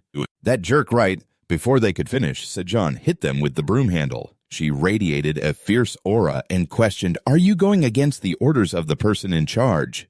Cleaning, huh? They quickly denied it. No. At this moment, Bunji Yang appeared with a grimace. "Hey, Vice Squad Leader Sejong," he casually asked, "do you want to join too? At the very least, you should call me the Deputy Team Leader, right? Zizian. So what do you want, Byunji Yang? Do, I have to want something to meet you. I'm just talking to my subordinate." She paused for a moment, looking at him. Then shrugged. "Yeah, that's right. But since you annoy me, I'll just be the team leader." "Really? What are you saying to make the other person furious?" Zizian turned back at the classroom door, not forgetting to sneer. "If you don't want anything, can I come in?" "Deputy Team Leader Byunji Yang," he shouted. "Wait until class is over. I need to discuss something related to the team with you." Zizian quickly agreed. "All right then." Jinsung, sitting by the window, heard this just as the bell rang. Zhejian quickly walked out the door, and Zhejian cautiously followed her up the stairs. Just as expected, she is going up to the rooftop. After Zhejian passed through the door, his sharp gaze flicked up.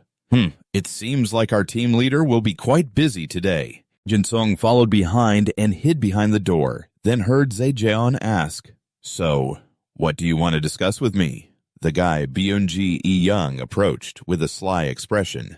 Are you pretending not to know? Even if you don't want to, you should understand by now." Just then, a group of his underlings stepped out. Seeing this, Zeon scoffed. "Our team leader is quite impressive. Looks like you're pretty famous too, facing more than 10 guys alone." Byunji Young crossed his arms, grinning smugly. "You're still a member of my team. After this discussion, I have no intention of laying a hand on you." Zeon didn't even look at them. "So you mean you can't discuss things like this without more people to help? Why is our team leader still so embarrassing?" Byunji Young suddenly burst into a sinister laugh. "Hey, it seems we'll have to teach the deputy team leader a lesson." Hearing this, Zizian looked confused and pointed at herself, asking, "You're going to teach me a lesson? You're going to teach me?" As she spoke, her hand waved dismissively, making Byunji Young want to explode. He put on a crazy and arrogant face. "You really need a proper lesson.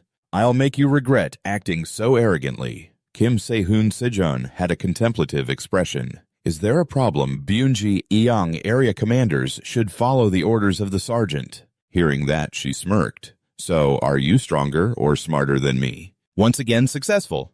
"What are you trying to do to annoy Byunji Young?" Sejong explained. "It's not about skills here, it's determined by rank. You either have to be physically stronger than me or make better decisions.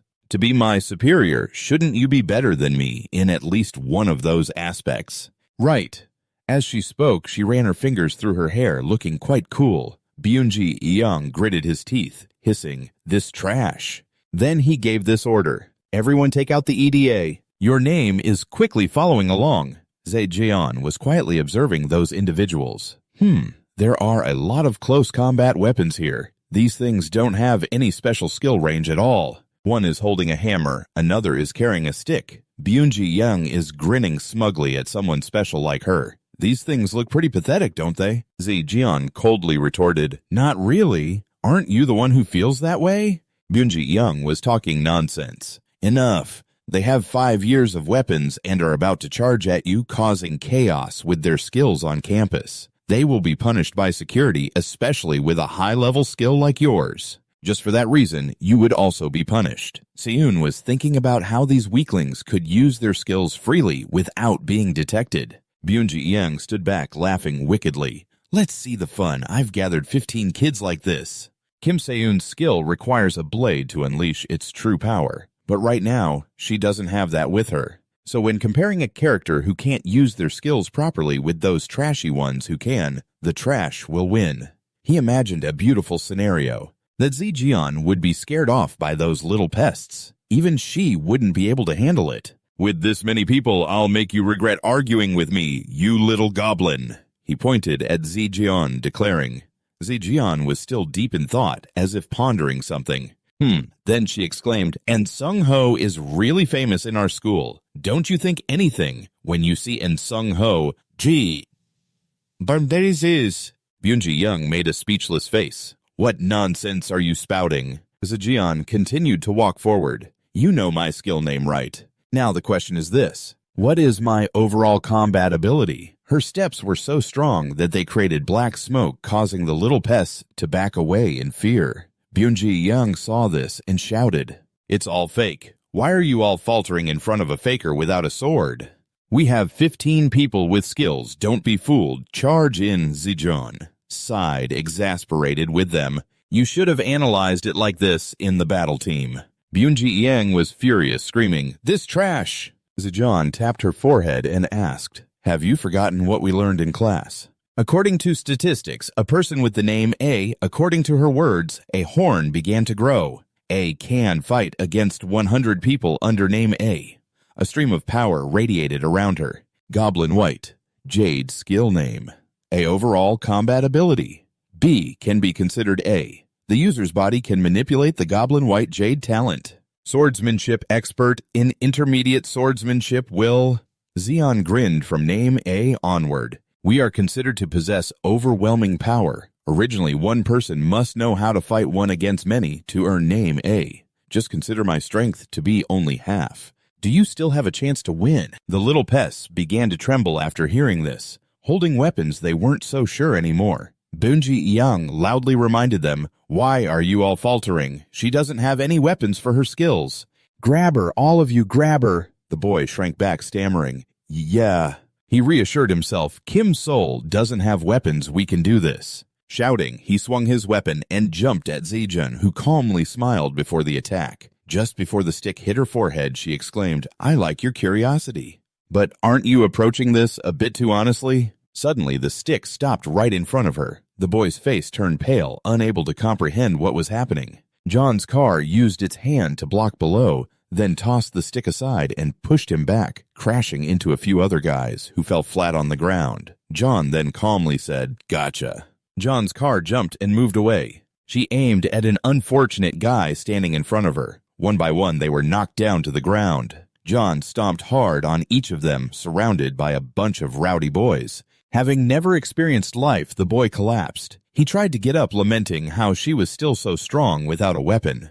"We are nothing when facing an elite like her." Surgeon sat down right in front of him. "You gave up too soon. That's why you can't be an elite." He shouted in frustration, "What does she know? Since the day she was born, she was already chosen. You think I don't train hard? Someone like you, chosen, understands. A born genius with abundant talent. Do you understand the sadness of someone without talent?" Jian pondered. After he finished speaking, she calmly stood up and said, "Yeah, you have no other choice but to think like that.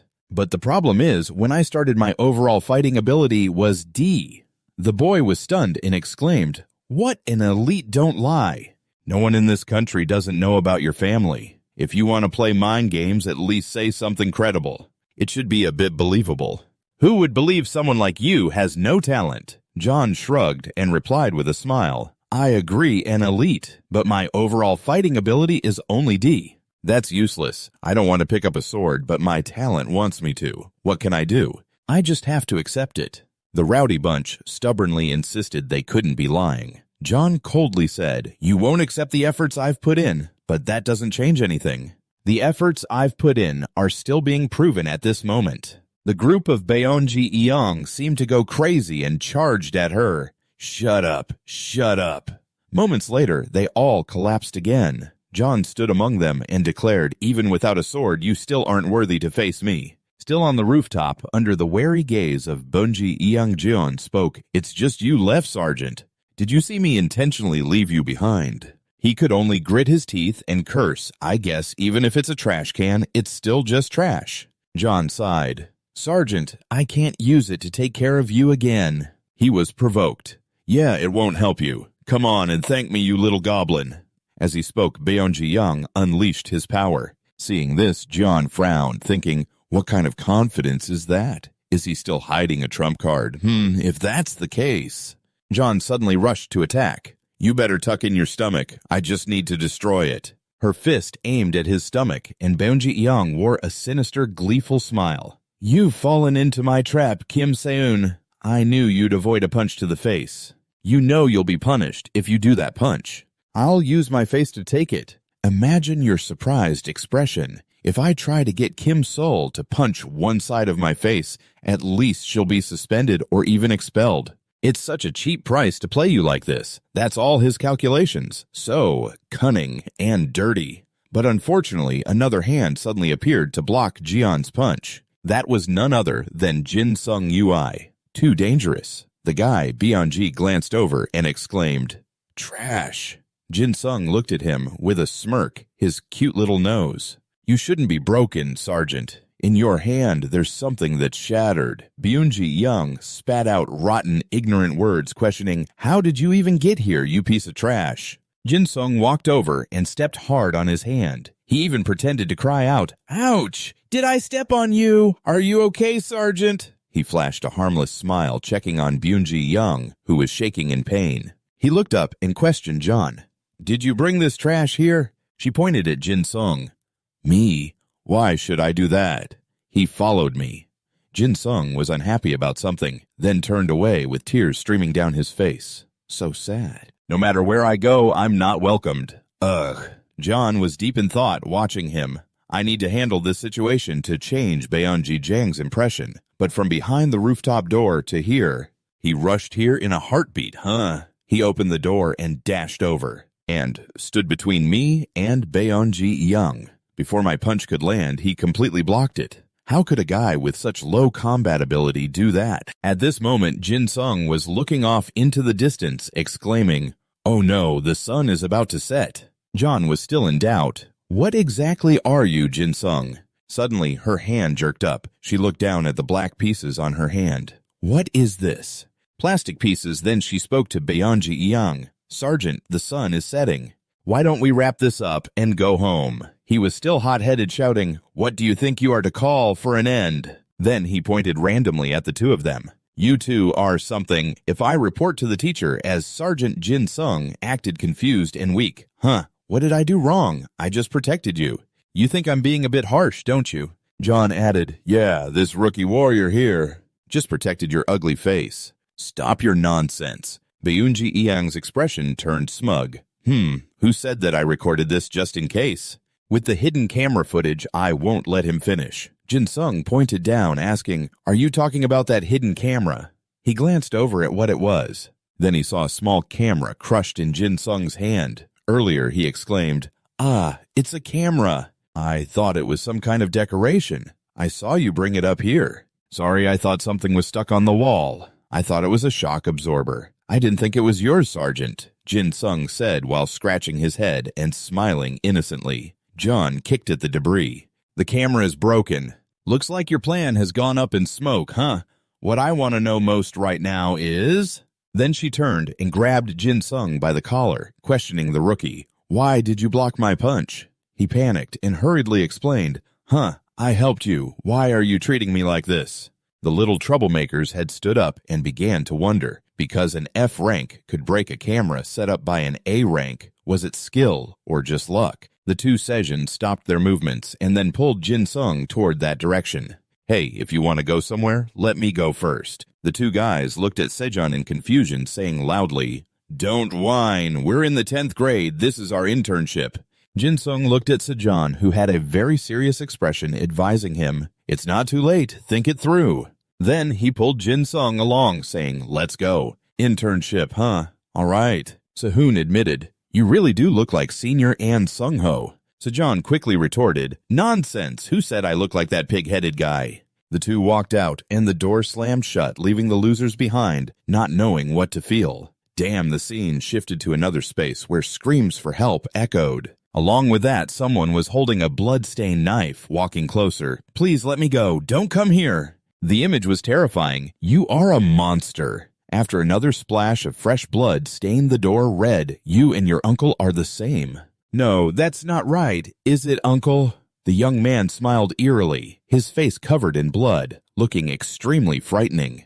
Jin Sung jolted awake from the nightmare. At that moment, the alarm rang at 6 in the morning. Jin Sung's face was pale as he held his head, feeling exhausted. It was that dream again, shifting to the outside street. Together, Sejun noticed Jin Sung's pale face and quickly asked, "Hey, intern, what's up? You look different today. Is something wrong?" Jin Sung forced a smile and waved his hand. "No, I'm just a bit tired." "Haha, but where are we going?" Sejun replied, "I'm not sure the teacher only told the sergeants, but since it's assigned to the first aid classes, they might be there." Jin Sung asked, But why are we going outside Sajan? I don't know either. They arrived in front of a building. Byunji Yang shouted, "Everyone stop!" In front was a group of students from another school. "Oh, we're here! Are you high school students from Ha-An?" They sneered. "It's the first time I've seen kids from Ha-An." "Not too late, right?" Byunji Yang frowned in anger and stepped forward to question, "Who are you guys?" A student from the other school casually replied, "I'd rather watch Kim Seun than you. I've heard she's really beautiful. And a genius." Byunji Yang was furious. "Kim Seun is the captain of my team. If you want to say something, say it to me." The others continued to mock. "Isn't this the ranking system I've heard about? This isn't the military. They acted like fools." "Who do you think you are?" Byunji Yang shouted, "I'm a student of the Special Training High School, second year, Team 10 3rd Squad. I'm asking you, who are you?" The others calmly asked back, "How do we meet you, officer?" Byunji Yang lost control and was about to charge at these trash. "What trash?" At that moment, someone else intervened. "Hey, don't make a fool of yourself in front of other schools." "Sorry, our kids are a bit emotional." A new character appeared, and everyone praised. "Wow, he's so handsome. Who is he?" The boy extended his hand, introducing himself. "We come from Ha-En High School. Nice to meet you, fellow student from Heen." Byunji Yang angrily waved his hand away. "Cut the act and explain, you trash." Behind him, a friend was angrily about to charge forward. "You bastard." But the friendly boy stopped him. "Haha, calm down, everyone." Sejun had also stepped forward. "Lieutenant, stop."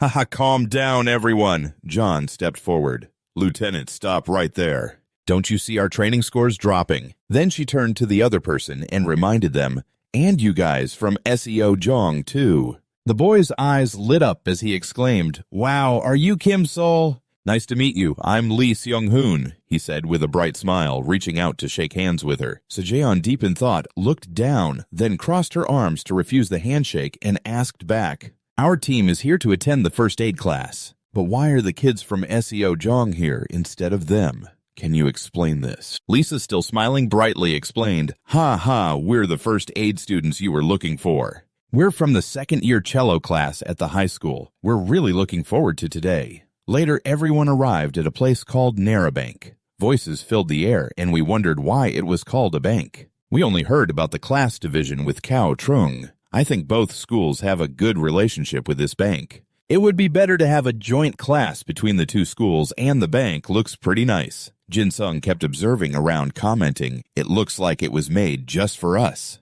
Since customers have become scarce, a man in a black suit stepped out to greet us. "You must be the students here for the internship." Immediately, gasps of surprise erupted. "Wow, Cao is so big. This is the power of the security staff." Kexian stepped forward. "Hello, we are second-year students from Team 10 3rd Squad of Chao Trung Hini. I'm the team leader, Kim Seun. I'm really looking forward to today." Although she's smaller, she still confidently looked straight at the others. The guards laughed and joked, "Oh ho, very young, but already mature." "Really?" Xian asked seriously, "If there's anything we need to do today, please let us know." One guard teased, "Haha, I like this kid already." "Almost to the point where the bank would hire you when you grow up." Xian firmly replied, "I must decline." Jin Sung observed from behind, thinking, "We're being treated like kids on a field trip." In reality, Saixian felt annoyed, leaning against the wall. They completely underestimated our fighting spirit. After all, not many students can work at a bank. But we need more points. Seeing someone walk by, she called out, "Excuse me, Lisangwa." He cheerfully ran over. "You can call me Lisangwa," Xian said. Lisangwa divided the class into 4 groups and temporarily assigned them. "We want to make a good impression on the bank. I'm not even sure if the teacher is here right now." Over here, the cafeteria lady cheerfully asked, "Do you students want some snacks or drinks?" The kids excitedly cheered, "Really? I want some things." Kexian frowned, feeling exasperated, commenting that they were quite loose, like with child customers. Both sides weren't having a serious conversation. At that moment, another classmate called out, "We're going to get some coffee. What about you guys?" "It's like machine-brewed coffee. Everyone can also get other drinks." Qian quickly showed interest on her face when she heard about ice cream and coffee. "Oh, something seems off here." She quickly walked away, forgetting the sword leaning against the wall. Really, anything at all. Transitioning to another corner, Jin Sung stood alone, mumbling. Everyone was relaxing. Not much was happening. Suddenly, Seong Hwa appeared with a bright smile. "Hello," startling Jin Sung. "Huh? Oh, hi." He immediately asked. "You were next to Kim Seung before, right?"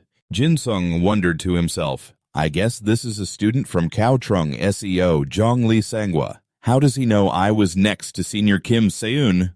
Suddenly, he felt enlightened about something. A bright smile spread across his face as he gave a thumbs up. "Do you want me to help you, Sol?" A smiled brightly and gave a thumbs up. "Do you want me to help you ask about Sol? After all, that's my specialty." Sol shyly waved his hand. No, that's not it." Jin Sung pulled out his empty pockets. "Do you want me to go buy some bread, but I don't have any money today?" The flower delivery guy denied it. No, I don't need bread." Hearing this, you wondered, not bread. Then what is it? He smiled gently and replied, "I just happen to be interested in you." Ed found this a bit awkward. After flirting, the flower delivery guy smiled innocently and asked, "Do you want something to drink?" "There's a vending machine over there." Jin Sung nodded and replied, "Okay, sure." He thought to himself, "Do I need to report this to Sergeant 2 years old, the team leader? It should be fine." Later at the vending machine, Jin Sung picked a cold drink, quickly opened it, and took a big sip. He didn't notice that the cold drink startled him. It's so cold." The flower delivery guy next to him laughed. "Jin Sung, you seem too carefree, huh?" Maybe he thought Jin Sung was cute. He continued, "Are you a hidden master of Trung Hawk or what?" This made Jin Sung spit out the sip of water he just drank. Then he chuckled and replied, "I'm just pretending to be carefree." The flower delivery guy thought seriously. He shouldn't be isolated from his classmates, and he seems out of place. But why is he so carefree? Over here, Jin Sung was still laughing excitedly. "That's my life motto." The flower delivery guy chimed in, "Really? That's so cool. What level is your overall combat skill?" Jin Sung put on a proud, cool expression and answered, "Level F." "It's hard to believe, right?" "Are you kidding?" Jin Sung continued, "My idea is also level F, the champion of Team F." The flower delivery guy teased, "Are you messing with me? You know I have to lie, right?" He thought to himself, "That's even stranger. How can he be so carefree?" Jin Sung wondered, "What do you mean by that?" As he asked, he tossed the empty can away. It landed in the trash. The flower delivery guy looked on in surprise, then excitedly pointed, "How could you do that? Wow, that's amazing." Jin Sung was confused by this excitement. "I just threw the can." The flower delivery guy admired this. "That's really impressive." Then he raised his hand to mimic throwing, "All right, I'll give it a try too." Jin Sung awkwardly laughed. Let's go." He threw the can, but it missed the trash can. The flower delivery guy's face showed disappointment. That's tough." Jin Sung commented, "You don't have good reflexes either." He bent down to pick up the can. "I'm really weak at fighting. That's why I chose the rescue path." As he walked over to throw it in the trash, he wondered, "But Jin Sung, you said you're level F. How can a level F survive in the combat class?" How can a level F survive in the combat class? Jin Sung put his hands on his hips and laughed proudly. "I have Kim Seung backing me up, and I met you too." Then he asked, "What's your idea?" "I'm him."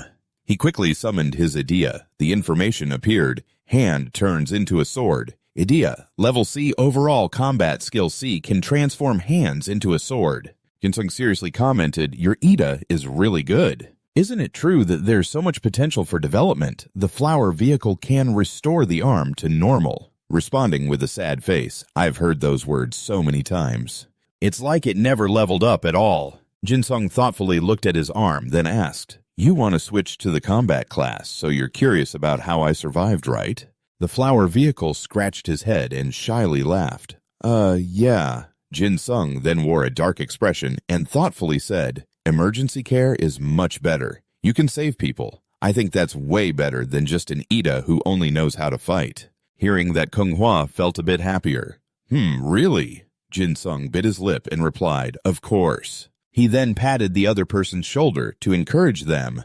Be more confident and carefree. Deep down, he thought, "I'm so jealous. If my Ida could save people, that would be great." Jin Sung turned away, saying, "Let's get back." The scene shifted outside where teacher Jiang Ho coughed as he approached, saying, "Ha ha, sorry for being late." Others laughed, saying the kids had already gone in. Then the person pulled out a piece of paper. High school teachers always great on time, right? Teacher Jiang Ho looked confused. But I haven't seen anything yet. The other teacher waved his finger. It's fine. Just grade it. Grade cow for the kids who have good abilities. After all, they'll learn something in the bank. It's just a formality training session. Teacher Jiang Ho smiled happily. Wow, I've learned a lot from you. Ha ha, luckily you're a cheerful person. Then the other teacher continued grading while talking, finished grading. Let's go grab some coffee. I know how to make this coffee really well. Teacher Jiang Ho excitedly followed. Wow, then I'll listen to you. I know the high school teacher will be very cheerful. Later outside the door, Jin Sung and a girl with orange hair stood together. He sighed. Standing here at the door is tiring. The girl replied, Nothing's happening anyway. He smiled brightly and suggested, Sergeant, if you lose rock, paper, scissors, buy a drink. She immediately replied, Got it, let's play. Then the two started playing rock, paper, scissors. The red-haired girl appeared at that moment chewing on food and exclaimed, Hey, someone is coming. The two Jin Sung were still focused on the result. What should we drink? At this time, a group of people dressed in Special Forces uniforms appeared. Wow, look at those outfits. Is it a cosplay group? What kind of outfit is that? The guard quickly turned around and, seeing this, panicked and ran away yelling, Students, get out of the way! The guard headed straight for Jin Sung, who was looking confused. What? The guard pushed him aside, get out of the way, and then rushed in to block the unexpected attack. It looks incredibly powerful. The guard is using a two-section staff technique. It's getting tougher. Level EDA-C Comprehensive Combat Skills. B. Each impact will be harder. He's shouting at the students while defending Run to the back door. Hey! Son. The students, pale and confused, are wondering what's going on. What's with the monster? Is this a training exercise? The attacker, with glowing red pupils, exclaims, It's useless. The guard turns back and yells, What are you doing? Run! The wicked guy continues. Then the guard spits out a stream of fresh blood, shocking the students. He lies in his own pool of blood, while the leader sneers casually. See you again, comrades from South Korea. The leader has a large, fierce scar on his face. He exudes a dense aura and grins eerily, saying, Comrades, please allow me. The other guards rush out, asking, Who are you? This guy with a blood-soaked large sword on his shoulder looks smug and says, You seem strong. Can you make me happier than the previous one? One guard recognizes that voice. Isn't that a North Korean accent? The other guard questions, Are you a North Korean spy? He replies, Spy, I'm just here to eat, just a little bit. If you don't want to lose your head, fill this bag quickly. As he speaks, he throws down a large bag, indicating to fill it with money. The guard clenches his jaw in anger. Everyone get in position. Immediately, a group of guards rushes out from inside, all taking fighting stances. The guy raises an eyebrow and repeats, Don't you comrades hear me telling you to fill the bag? When I was still calling you comrades, you should have behaved. The guard yells, Shut up, you bank robber. This guy grins eerily. I wonder if my South Korean comrades are deaf or just blind. He swings his massive sword. You weaklings, why do you keep charging at me like moths to a flame? Sirion from behind has seen the whole situation. We're no match for him. His energy far exceeds that of an ordinary person. As he said, we're just like moths, just rushing into the fire. Still, the guards continue to resist, trying to block his sword and push him back. The steel shield stops him. There are students behind us. They'll die for nothing. John panics and runs over shouting, Get back! The ruthless guy swings his sword down. You comrades are blocking my way. Move! John's eyes widen at the scene. The guards are taken down in one move, lying scattered on the floor, a heartbreaking sight. Red-haired, terrified steps back. Are they dead?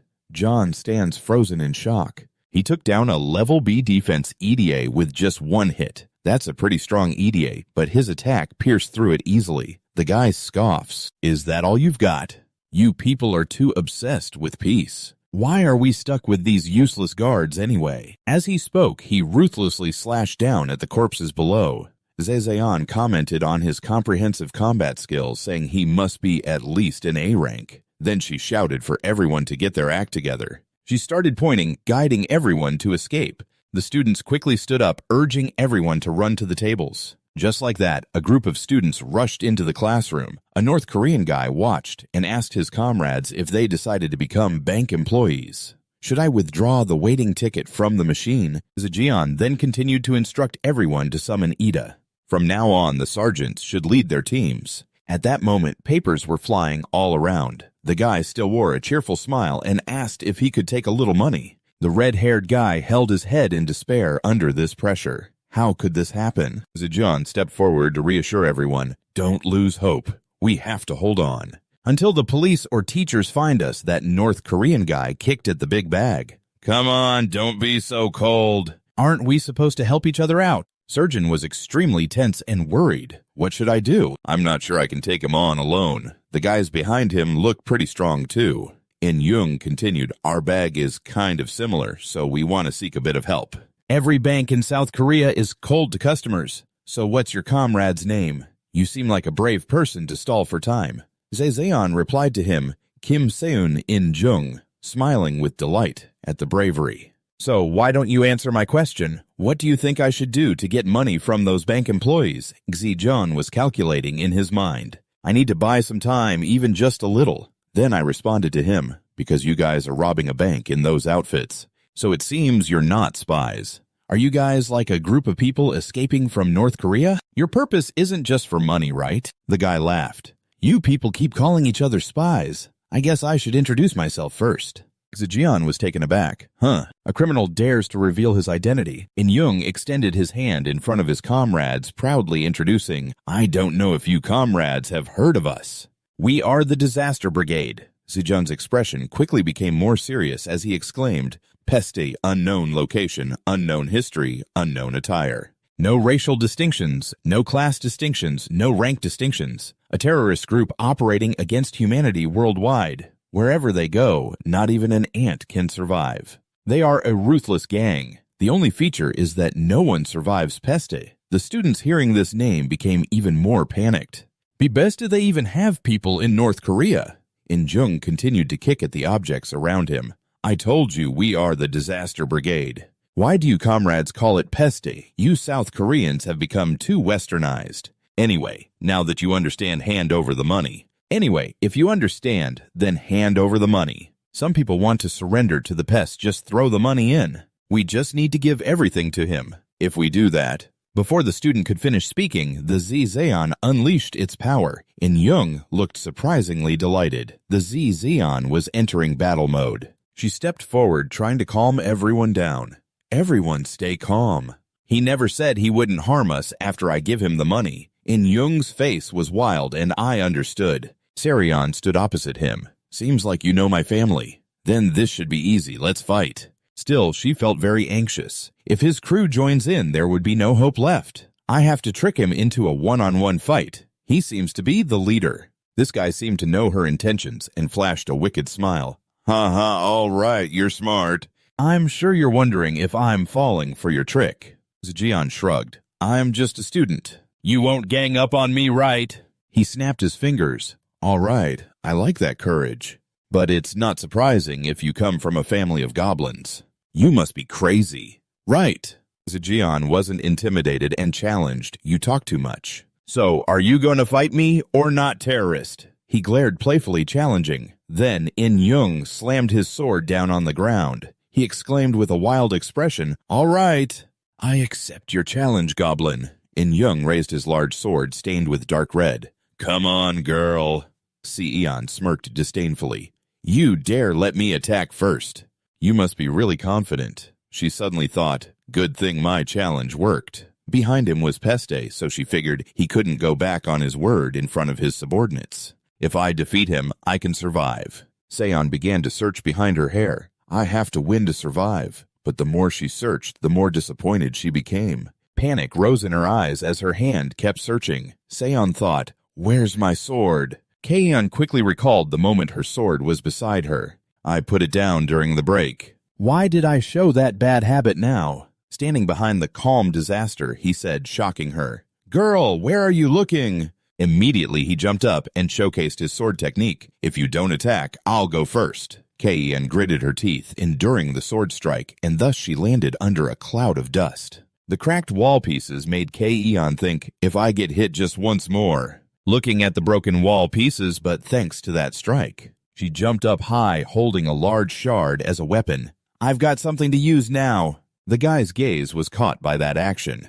A bit surprised, once again, In-Young continued to show off, making her retreat to launch a sneak attack. Where did her earlier courage go? Seon sat down, her hair flying as she frowned. Damn it! In-Young, on the other hand, seemed to enjoy it, smiling as he floated around. You must be a fairy, not a flying squirrel, right? Luckily, every strike from him was easily dodged by the CEO. Below, everyone was anxious, whispering about the situation. He's fighting the boss with that sword. People were buzzing. Kim Seon is amazing. In-Young was now wielding her massive weapon. The two stared at each other, and from afar, cheers erupted. Kim Seon, Kim Seon. Kim Seon, Kim Seon.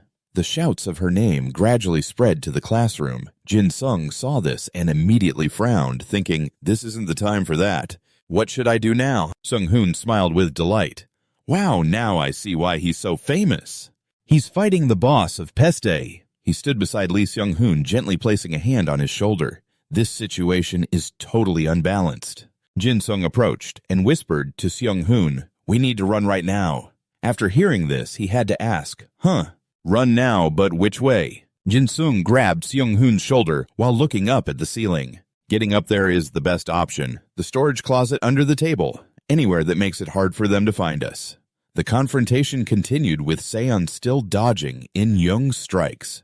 We have to buy as much time as possible. Then a punch landed like an explosion, hitting her. Suddenly, Seon stood up, raising her head high. The weapon of the guy was stained with dark red marks. Seon, exhausted, sat down. The guy gradually approached with a satisfied expression. It's time to wrap up this cat-and-mouse game. How do you feel about that? As a result, everyone began to feel uneasy. Is Kim Seon going to lose? Is there anyone among us stronger than Kim Seon? Kei-Eon pressed her hands to the ground, simultaneously vomiting that red liquid. People murmured, are we done for? His weapon pointed directly at her gaze. Is that all you've got? Despite that, Kei-Eon managed a strange smile in response. Maybe so. Why don't you check me out? In-Jung smiled again, revealing his teeth. Even at the end, you're still a bothersome woman. While he was threatening Seon, a warning came from afar. Everyone scatter now. Jin-Sung grabbed the CEO's coat. I'm running. A classmate seemed to understand the situation. That friend quickly moved and said, run, buddy, along with another friend, both running together, fearfully glancing back. If we get caught, we're dead. Run, In-Jung, she said, reaching back to touch her hair, so they decided quickly. He cheerfully asked Peste, what do you think, comrades? Peste obediently replied, what is your command, sir? He continued, capture all those comrades of that damn little rat.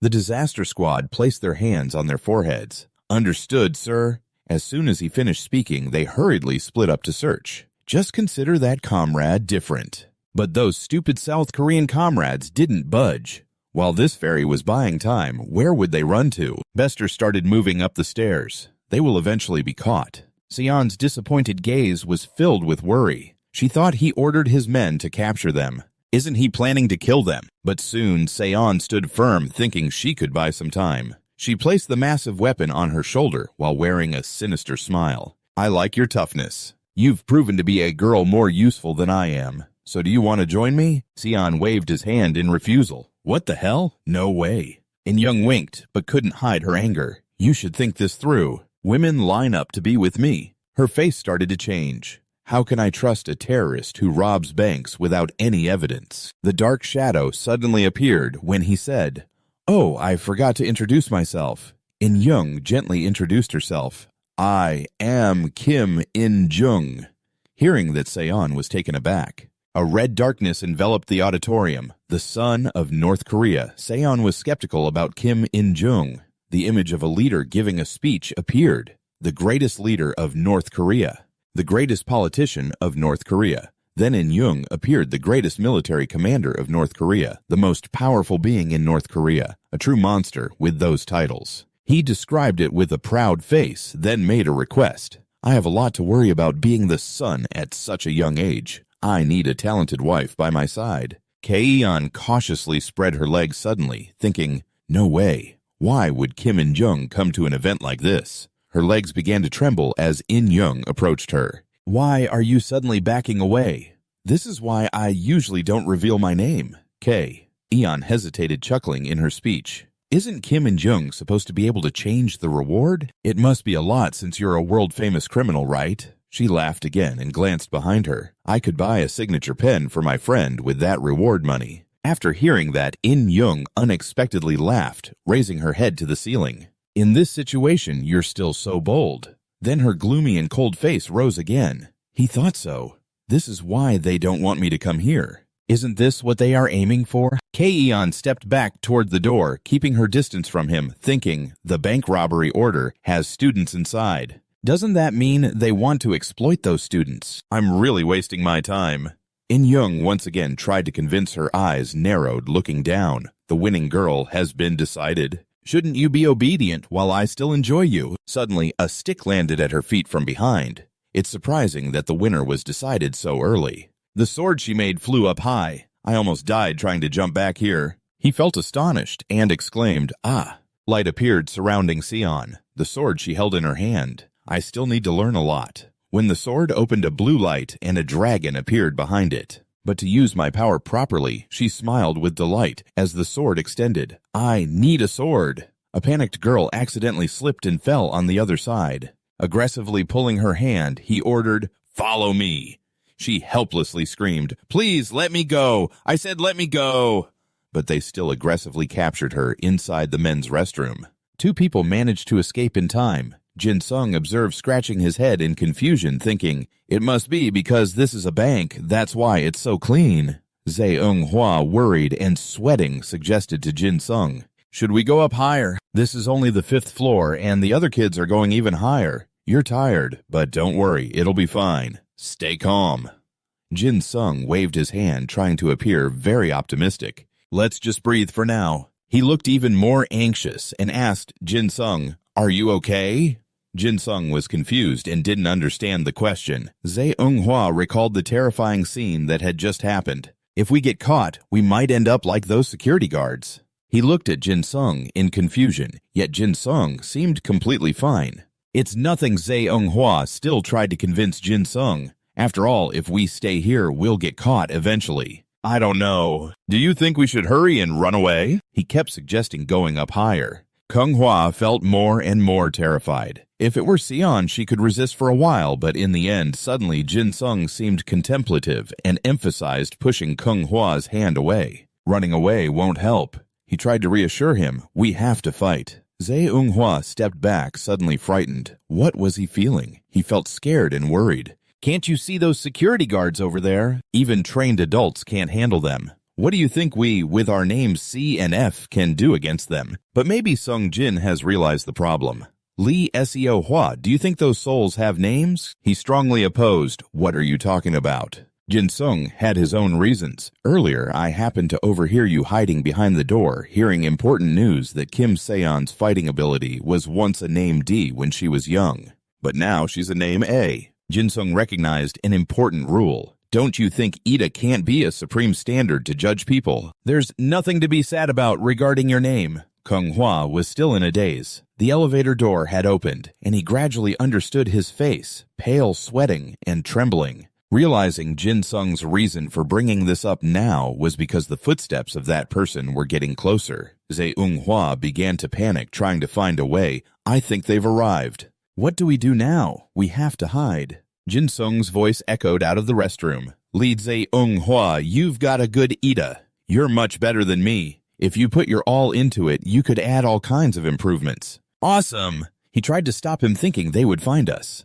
Jin Sung placed a hand on Zae-eung-hwa's shoulder. Listen to me. He anxiously turned back, waiting. What? He whispered in his ear. Just trust me, and from now on, do what I say. They've gotten inside the restroom. One of them walked around, ordering the others. We can hear you get out. That person threatened aggressively. The leader doesn't like slowpokes. Jin Sung suddenly crawled out from a restroom. Your language is really something. Can you teach me? He seriously threatened, don't mess around. The leader will understand if your arms or legs disappear during the capture. You still keep your calm. Now your leader is gone. So you really talk a lot, huh? That's impressive. He's also been provoked, that bastard. At that moment, you seize the opportunity. Jin Sung has a weapon in hand. You swing it out, ready to challenge. But he shows no fear, only contempt. What is that? Are you trying to tell me that thing is your terrifying true self? He has also changed himself. Stop talking nonsense and be quiet. That guy quickly charges towards you. Just accept being captured. Your legs accelerate from 0 to 100 in a second. Tank EDA-B overall combat ability. B. Once you start running, you'll go from 0 to 100 in just a second. At this moment, Jin Sung quickly sends a message to him, Li Xiaohua. You have to run like I told you before, okay? That guy also realizes the intention of the two of you. Where do you think you're running? I'll have to capture both of you. You just need to glance lightly, and Jin Sung's whole body changes to absolute assassination mode. Overall combat ability. 5. The body's capabilities will triple compared to normal. He wants to rush in to attack you first. That guy has gotten very close. But Jin Sung is a step faster. Too slow, he was also taken by surprise. That bastard, you take the chance to sneak attack him. Sung Jin's movements are quick and agile. You smugly tease him, sorry. He seethes, unable to do anything. You're actually a crazy bastard. You don't care too much and chuckle lightly. The two are still in a very tense standoff. Jin Sung has already guessed his intention. He must be accelerating. Going from 0 to 100 in a second would be convenient, huh? He panics, fearing for his soul. Do you see my soul? Jin Sung starts to get more arrogant, challenging. What if I cut off your Achilles heel? You push him down, taunting. What will happen if what you need to activate your EDA is destroyed? Maybe your name will drop off, huh? Jin Sung begins to tease him. Should I stab here? There are many possibilities. I can't just choose one. Humans will be drowned in the desire for murder. The flower of death stands watching, trembling. Jin Sung's face looks very smug. He trembles, stepping back. Jin Sung turns around, looking terrifying. Did you call me Song Hua? You ask in a frightening tone. What's wrong, Song Hua? Why did you call me? The flower of death trembles. He tries to softly persuade, please stop and just run, okay? But Jin Sung has no intention of doing that. You're mistaken. Who do you think needs to run right now? You lift that guy's corpse, demanding an answer. Jin Sung keeps insisting that Song Hua must either destroy the EDA or kill the opponent to effectively end it. CEO Hoa still tries to call out in fear Jin Sung. At this moment, Jin Sung finally comes to his senses. Li Song Hua, he tries to calm himself down. Jin Sung suddenly shouts loudly, leave! His glasses have also fallen off. Jin Sung grabs the collar of that guy. You urge once more, hurry up! Jin Sung continuously tries to remind him, run quickly. Li Song Hua, still standing in shock, tries to shout amidst Sung Hua's astonishment. Once his hand turns into a blade, he keeps trying to awaken that image. That means the body has become a solid sword. It can write. Sung Ho's face turned pale. Jin Sung started to move. Sung Ho dashed ahead, feeling very guilty. I'm sorry for running ahead, Jin Sung. Jin Sung lowered his head, looking utterly helpless. That's still not enough. It really is. He pointed at his head with a look of disdain. Have you lost your mind? He looked up, his gaze terrifying. You're not happy at all. I've gone through 13 rounds, but he still doesn't really understand. 13 rounds, I can't believe there's a bastard hiding his strength in a situation like this. I need to report this to the leader somehow. Jin Sung coldly dealt with him. I don't know. Inside the office, Tian maintained a very confident demeanor. Finally, In Young stroked his chin, looking very focused. A beautiful sword combined with a face. She held the sword out in front, ready to fight. You'll change your mind when I use this to hit you, right? The guy still looked very calm. So you think you can face me now? In Young unleashed her strength at that moment, but Seon easily blocked it. She smiled mysteriously, not revealing anything yet. In Young, after a clash, wondered what was going on. You just deflected my soul sword. Your sword possesses divine energy, but you definitely won't reveal it.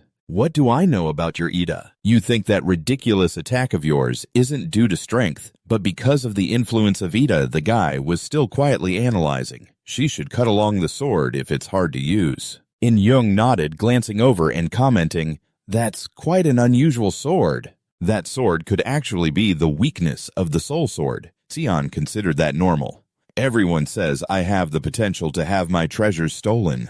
The clan is rumored about this sword. Let me introduce you to this weapon. A sword to confront the strong with 4 tiger slayers. The constellations on the sword are said to store power like the stars. And, depending on the user's ability, it can shatter the very essence of the world. But there's something else interesting. It's crucial. I can merge with this sword. Jaeon quickly rushed to attack the clone, contributing to the sword technique, creating a copy with physical attack power. And Young gradually felt intrigued and invited. You're truly a special one. Don't you really want to join my side? But Jaeon showed clear disdain. My family may be impatient, but a scumbag like you is absolutely unacceptable. That guy has a wicked plan. It would be quite embarrassing to kill you like this, wouldn't it? Such a waste, but I can't just swing my weapon down carelessly. I can't joke around with you anymore. Sion struggled to keep his grip continuously closing in. He challenged her in a mocking tone, calling her a woman. Now you don't feel fear, do you? The blade swung down once more, but luckily it missed. Sion and In Young kept attacking. It seems I'm gaining the upper hand, but she refuses to give up just yet. Sion keeps using the old trick. Bring it on! I dare you to block it again! She shouted loudly. Aeon dodged the attack while analyzing. He swung his sword quickly and heavily. But if I attack while he's blocking, why does she have to keep defending in that case? But the ion wire was falling into a disadvantageous situation. Damn it, I can't block it. The more I see In Young, the more I enjoy it. I really like her. She was exhausted, sweat starting to worry her. Damn it, he's way better than me in direct attacks. That guy is trying to read me. It's not like she's thinking. She can't keep up with my abilities, can she? She proposed a temporary solution. It hurt my ego, but I'll play along with that foolish game. And buy time with illusions. In Young remained incredibly arrogant. She doesn't think my skills are enough for her to consider joining my side. Does she? But Seon insisted, that's still not enough. I need to hold him off as long as possible. She gripped the sword tightly in her hand. A captured person kept pleading with me, I'm sorry. Please save me. In Young just noticed. They had already caught a few of them. Why are they coming in from outside? Sion probably guessed the reason with this chaos. Usually there are police or military surrounding the area. They can't act because of the hostages. The guy turned to ask, reminding, aren't any of you going to the bridge behind? Why did you bring those comrades from the north in from outside? A man quickly stood at attention to report, yes, sir, we split into 2 groups. The bastards from the north broke in through the window in the corner. Everything was observed and prepared meticulously while the rest waited outside. The ultimate goal was to catch those who jumped through the window. That person briefly reported to the comrades. Those who haven't returned are now going upstairs to check if there are any north guys left. K-Eon was now panicking, realizing, wait, what? They went outside to wait. So that means in this situation, just with these guys. The police refused to act. She couldn't believe it. Even if they tried to be careful, thinking of themselves as nothing, it was really strange. Something is off here. The guy waved his hand, signaling this. I think I can read what you're thinking from that expression. In Young smirked smugly. Are you wondering why there's no backup in that case? You've isolated this area with your demon sword. Tion's face turned pale. Isolated, In Young proudly boasted, we can't create a disaster without preparation. This bank still looks fine from the outside. The guy smirked wickedly. No one will notice what's happening inside. Her eyes clearly showed worry. Doesn't anyone know what's happening to us? I thought all I needed to do was hold them off until the police arrived. K-Eon was extremely confused. But if there's not even a report, how are we supposed to get out of here without? He'll kill them if I go back. She fell into a black hole of despair. But the time I can hold out is limited. I don't know what to do. A voice suddenly rang out. What happened? In Young coldly asked the girl in front of her, what just happened to your energy? The inside ranks were being controlled. The man suddenly cautiously raised his head. Glancing at the disaster brigade, he silently waited for the opportunity. When one of them let their guard down and turned away, The man decisively lunged forward under the panicked eyes of everyone present. He quickly ran toward the landline phone. Talking to himself in a determined tone, "I can't just sit here." The man hurriedly searched the phone for the emergency alarm button. "Here it is." He quickly picked up the receiver and began shouting through the line. The man hurriedly searched on his phone for the emergency alarm button. "Here it is." He quickly picked up the phone and shouted through the line. "The bank alarm has been triggered." The man turned his head, cautiously glancing at the people behind him who were staring intently. Terror has invaded here. His hands trembled as he tried with all his might to shout, "Can you hear me? Hello?" The man with the dark face realized something was off. Why is there no sound? Just then a large bag was suddenly thrown at him, accompanied by the ominous voice of a bank employee. The man was terrified. Slowly he turned his gaze towards the voice that had just spoken. In-young had somehow appeared behind him, and then broke into a sinister smile, saying, "Did you not hear what I said earlier?" The moment the man saw the face of the guy, he was so scared that he fell to his knees, stuttering, In-young smugly continued, "I said I have an expert in hiding." "Comrade, that means the phone and the button under the seat won't work." A friend heard that and quickly pulled out his phone, panicking. "Right." His buddy next to him also turned pale, realizing, so that's why it wasn't working earlier. The bank employee, confused, struggled to suppress his fear and shouted at In-young, "Why? In-young, why are you robbing a private bank like this?" In broad daylight, he then put on a lecturing demeanor, saying, "Are you belittling my work? Every job is important. That's the core of the great communist ideology." The bank employee, with a firm voice, threatened In-young, "If the military finds out you're here, you won't leave here in one piece." But the guy suddenly laughed, contemptuously. "Ha, that old geezer." In-young picked up his bloody sword and excitedly exclaimed, "South Korea really has that old man." He slowly approached the bank employee, whispering with a strange laugh. The sword in In-young's hand suddenly lunged straight at his face, causing the bank employee's body to tense up. In-young excitedly said, "Now do you understand why you need to be taught a lesson?" The bank employee gritted his teeth, terrified, continuously backing away with cold sweat on his face. In-young still showed no intention of letting him go and insisted, "So don't be too sad." A voice suddenly rang out, causing the sword in the guy's hand to halt in midair. "Stop, you North Korean monster." In-young turned around, irritably questioning the person who just spoke. "Did you just call me a North Korean monster?" He looked up, pretending to be heartbroken, lamenting, "Oh dear." Keon tried to provoke In-young to shift his attention to him. "Come on, hit me." She gritted her teeth, suggesting, "Let him go." In-young ignored her words and only seemed interested in saying, "You called me that name. But do you know what it means?" He lightly reached behind him to grab the sword. "No, you called it wrong." In-young set his hand, decisively slashing towards the bank employee, making him scream in pain. "So how could you know?" Sion turned pale, stepping back, trying not to get blood on herself. He stood in a pool of blood, mocking, "If you knew, you would never call Kim In-jung by that name, right?" The bank employee was now in despair and pain, clutching his leg and crying out, "My leg! My leg!" He panicked and cried when he saw In-young raising the sword to strike down again. He stood in a pool of blood, sarcastically saying, "If you knew, you would never call Kim In-jung by that name, right?" The bank employee was now in despair, clutching his leg and crying out, "My leg, my leg." He panicked and cried when he saw In-young raising the sword to strike down again. "Don't let me go," but the cold sword in his hand still swung down fiercely, aiming at me with my eyes tightly shut and my lips pressed together. I silently blamed myself.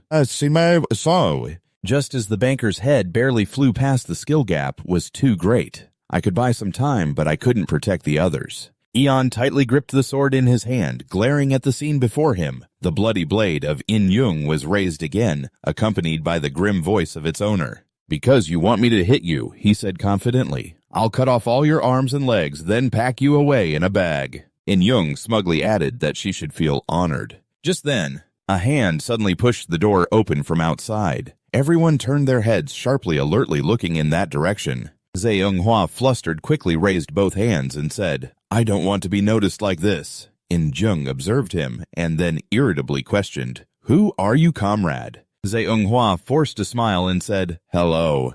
A soldier immediately shouted at him, "I'm sorry, I'll catch him right away." In Young suddenly spoke up to stop him. "Wait a minute." Kung Hua continued to smile foolishly to himself, feeling awkward and thinking Jin Sung. Kung Hua's eyes glanced at the trembling hostages, lamenting that this was even more chaotic than before. The bloodstains nearby also made him frown in discomfort. The instructions from Jin Sung earlier now resurfaced in CEO Hoa's mind. It would be chaotic down there now. As soon as I activated EDA, I ran down to the first floor and told them that I was up here. He looked confused and exclaimed, "Huh? Going down. What about you?" Jin Sung glanced at Zeonghua and confidently said, "I said to trust me. I believe in you." Li Zeonghua returned to reality. Zeonghua's face paled as he pondered Jin Sung. "I did what you said, but In Young was intrigued and suggested, 'Comrade, introduce yourself.' He obediently followed the guy's instructions. 'I'm a second-year high school student, SEO Jung Lee.' Zeonghua stammered to announce the amount of money he wanted on the 5th floor. In Young, with a doubtful expression, said, 'Safety is in such a strange place.' He gradually regained his composure and slowly explained, 'My friend left it there.' The guy's face turned ugly as he repeated, 'Your friend, huh, comrade?' In Young's sharp gaze noticed the two soldiers behind him trembling, realizing it now. 'Why haven't the comrades who went upstairs to search returned yet?' He turned his head angrily to question them. 'Are you guys still wandering around? And you guys are still standing here?' They immediately became frightened and knelt before In Young, calling him Comrade Commander. He spoke earnestly, 'I'll go check right away.' The person, terrified, bowed his head. 'Please give me another chance.' In Young's hand suddenly touched his trembling body, softly calling, 'Comrade.' The guy whispered in a terrifying tone, 'Since my hands are tied, I'll give you another chance. Bring down the money in the safe and the kid on the 5th floor.' The guard stood up straight and respectfully said, 'Thank you, Comrade Commander.' In Young turned his head and also ordered the others, 'Everyone else go too.' 'I won't accept anything else.' Immediately everyone solemnly shouted, 'Long live North Korea!' The guy's gaze suddenly turned dark as he said, 'And?' In Young glanced at Zeonghua. 'Ask Comrade Nam Han from upstairs.' He furrowed his brow, threatening him. 'Do you want to come here yourself, or should Kim In-jung come to you?' Zeonghua, though scared still, obediently replied, 'I'll come.' In Young excitedly exclaimed, 'You smart kid, I like you.' The guy slowly walked closer to him while those comrades were holding your friend back. 'I'm a bit bored, cheer up a bit.' In Young decisively walked past the frightened crowd. Bowing his head, the guy pointed at the standing Ion. 'Comrade Nam Han, do you see that elfin girl?' In Young excitedly suggested, 'If you can bring her hands or feet here, I'll spare that comrade's life.' 'Can you do it?' In Young gently reached out his hand, his face showing a smug satisfaction. 'Anyone who brings a piece of her arm or leg to me, I'll spare that comrade.' All that could be seen was the silent back of a girl with neatly braided hair and the fearful hesitation of countless classmates in the room. A moment later, two hands clenched tightly, placed neatly on someone's lap. This classmate bowed their head low, their expression revealing sheer terror. 'Can we really fight against Kim Sun-eon?' You could see the corners of In Young's lips curl up, forming a smug smile full of implication. One classmate, hearing this, shouted back, 'That's not something you should say. Are you crazy?' From the very beginning, she had always fought for us. Just a glance at In Young holding a bloodied weapon with that terrifying aura made them all tremble. But at this point, the victor has already been decided. Someone has to live, while the two classmates here were completely in despair, startled by another classmate's voice. 'Isn't there a clock around here? I need to count the time. I'm so tired of waiting.' A classmate was furious, so they vented their anger by cursing. With no other choice, the bespectacled guy sitting next to him was equally helpless. Kim Se-yeon's family is very powerful, so they will give her an easy life even without arms or legs. While Se-yeon was looking down, her eyes were filled with sadness for some reason. Then a classmate spoke up, 'Hey, Se-yeon!' The one calling was Seung-hoon, who looked up at the other and called out, startling Se-yeon. 'Se-yeon Kim!' She immediately turned her face away, not bothering to look at him. Seung-hoon leaned in close to the other's ear, the corners of his mouth gently curling up. 'Don't worry too much. You just have to endure a little longer." Hearing this, Kim Se-yeon was surprised and turned back. What was going on in her heart she couldn't understand. How could he come here by himself? And why did he come here instead of hiding? Kim Se-yeon turned slightly, her face showing disgust. "You should have hidden. You just added a hostage, complicating the situation." Sung-hoon laughed cheerfully, responding naturally. "I came to help." Wasn't that the wrong time to ask? Everyone around had to show fear in this situation. In front of the people who were wary of him, Kim Se-yeon displayed his coldness. "How touching. Do you want my right hand as a thank you?" Sung-hoon suddenly called her name again, surprising her into a soft, "Huh." Se-yeon smiled brightly like a flower blooming in spring. "I've decided to become best friends with Jin from now on." Hearing this, Kim Se-yeon was astonished, frowning at this strange person. "What the hell are you talking about? What the hell are you talking about?" Suddenly, In-dung raised his hand, creating some kind of power. It made this place glow intensely with dust swirling chaotically in the air. The guy clicked his tongue, his expression clearly showing his displeasure. "What about our comrades from South Korea? If you keep dragging this out, I won't let anyone survive." In the atmosphere filled with tension and darkness, the stench of blood was overwhelming. The voice of the Grim Reaper echoed steadily. "I'm really sorry, Se-yeon. I'm really sorry. But there's no other way."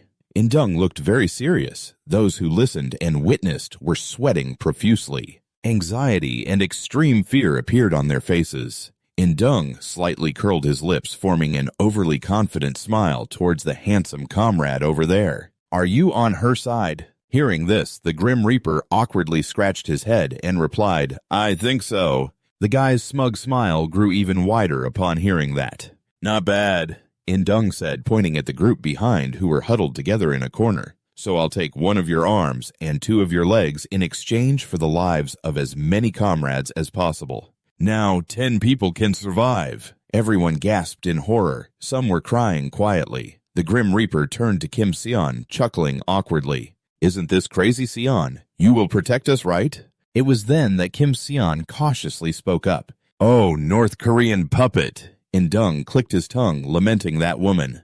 "Do you really have to use that term?" She didn't care, just continued with her unfinished business. "If I kill everyone here, what will happen? Will you let me and the flower drink survive then?" He paused, seeming to think for a moment, caught in a moral dilemma. "You've been insisting that I must make a choice so we can all escape alive." In-dung burst into the most gleeful laughter. He let out a wild laugh, and then his eyes glinted with a fierce red. His laughter grew louder. "This is interesting. If you do that, then I won't let you die." Kim Se-yeon didn't hesitate anymore, immediately pulling out her weapon and raising it. Seeing the sword pointed at them, the girls trembled all over. One female student tried to calm them down, but she didn't care about their fearful emotions at all. "There's no other way, is there?" The female student could only grit her teeth in terror, making a sound of extreme fear, unable to do anything more. In-jung stood by. Witnessing everything, the aura from the guy was heavy. "What are you standing there for? Choose your arms and legs or your neck." The female student was completely in a passive position, grinding her teeth as if hesitating about something. Then she bravely gathered all her courage to say, "Hey, Kim Se-yeon, in this situation, shouldn't you listen to the choice that allows the majority to live?" Under the threat of the opponent's sword, the female student desperately asked, "Are you really planning to kill all of us just to let 2 people escape?" However, Kim Se-yeon didn't care about that pitiful statement at all. Kim Se-yeon didn't care about that pathetic remark at all. The corners of her mouth slightly moved as she chanted the sword technique. Then she dashed forward at lightning speed, splitting into 3 directions, heading straight for that female student. The opponent, sensing the attack, immediately raised their hand, casting a spell with deadly gloves. Kim Se-yeon remained calm while facing the opponent, chanting her technique. She even urged the private first class to give it all they've got. Just as it was about to finish, they were both taken aback. The tip of the sword was gradually approaching, and as Se-yeon's strike came, she also defended against it. A strong gust of wind blew fiercely between the two. Her gloves and Kim Se-yeon's sword clashed powerfully, creating an extremely loud noise. But that wasn't the end of it. Se-yeon suddenly vanished. Instead, another image appeared. Witnessing this, the sergeant was astonished. Was Kim Se-yeon's illusion attacking? It was no surprise. she had Seon deliver a strong blow to her. The opponent's knee struck her stomach. The private first class held Kim Seon tightly. She, however, showed no expression at all. Slowly she spoke, "Listen carefully. I wonder what the sergeant heard the opponent say." Her face displayed utter confusion, and in her eyes was complete astonishment, as if she had heard some bad news. Then Kim Seon struck again, sending the sergeant flying. Everyone immediately rushed to catch her observing and continuously asking, "Are you okay, Sergeant? Are you okay?" Someone has to admit that she's really strong. But don't you see? Her clone just disappeared. She must be tired, right? Really. The classmates looked absolutely terrified, but isn't that loser next to her easier to beat? Hwa's taxi driver kept on putting on a fake smile. It couldn't be more insincere. At that moment, she confidently stepped forward, standing tall. After finishing her drink, she stepped back, and he let out a surprised "oh" sound. Meanwhile, the guy In Young over here was shaking nonstop.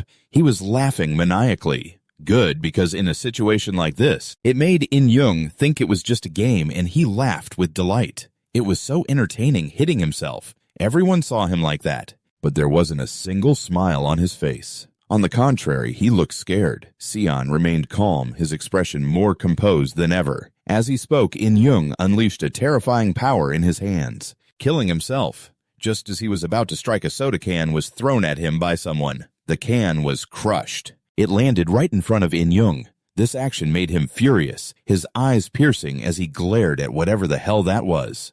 The stairway door suddenly opened for some reason. From the top of the stairs, a figure in blood-stained clothes slowly descended. This person exuded confidence. The corners of his mouth revealed a deep, cryptic smile. In Young lightly reached down to pick up the can from the ground. He was irritated, wondering what this was.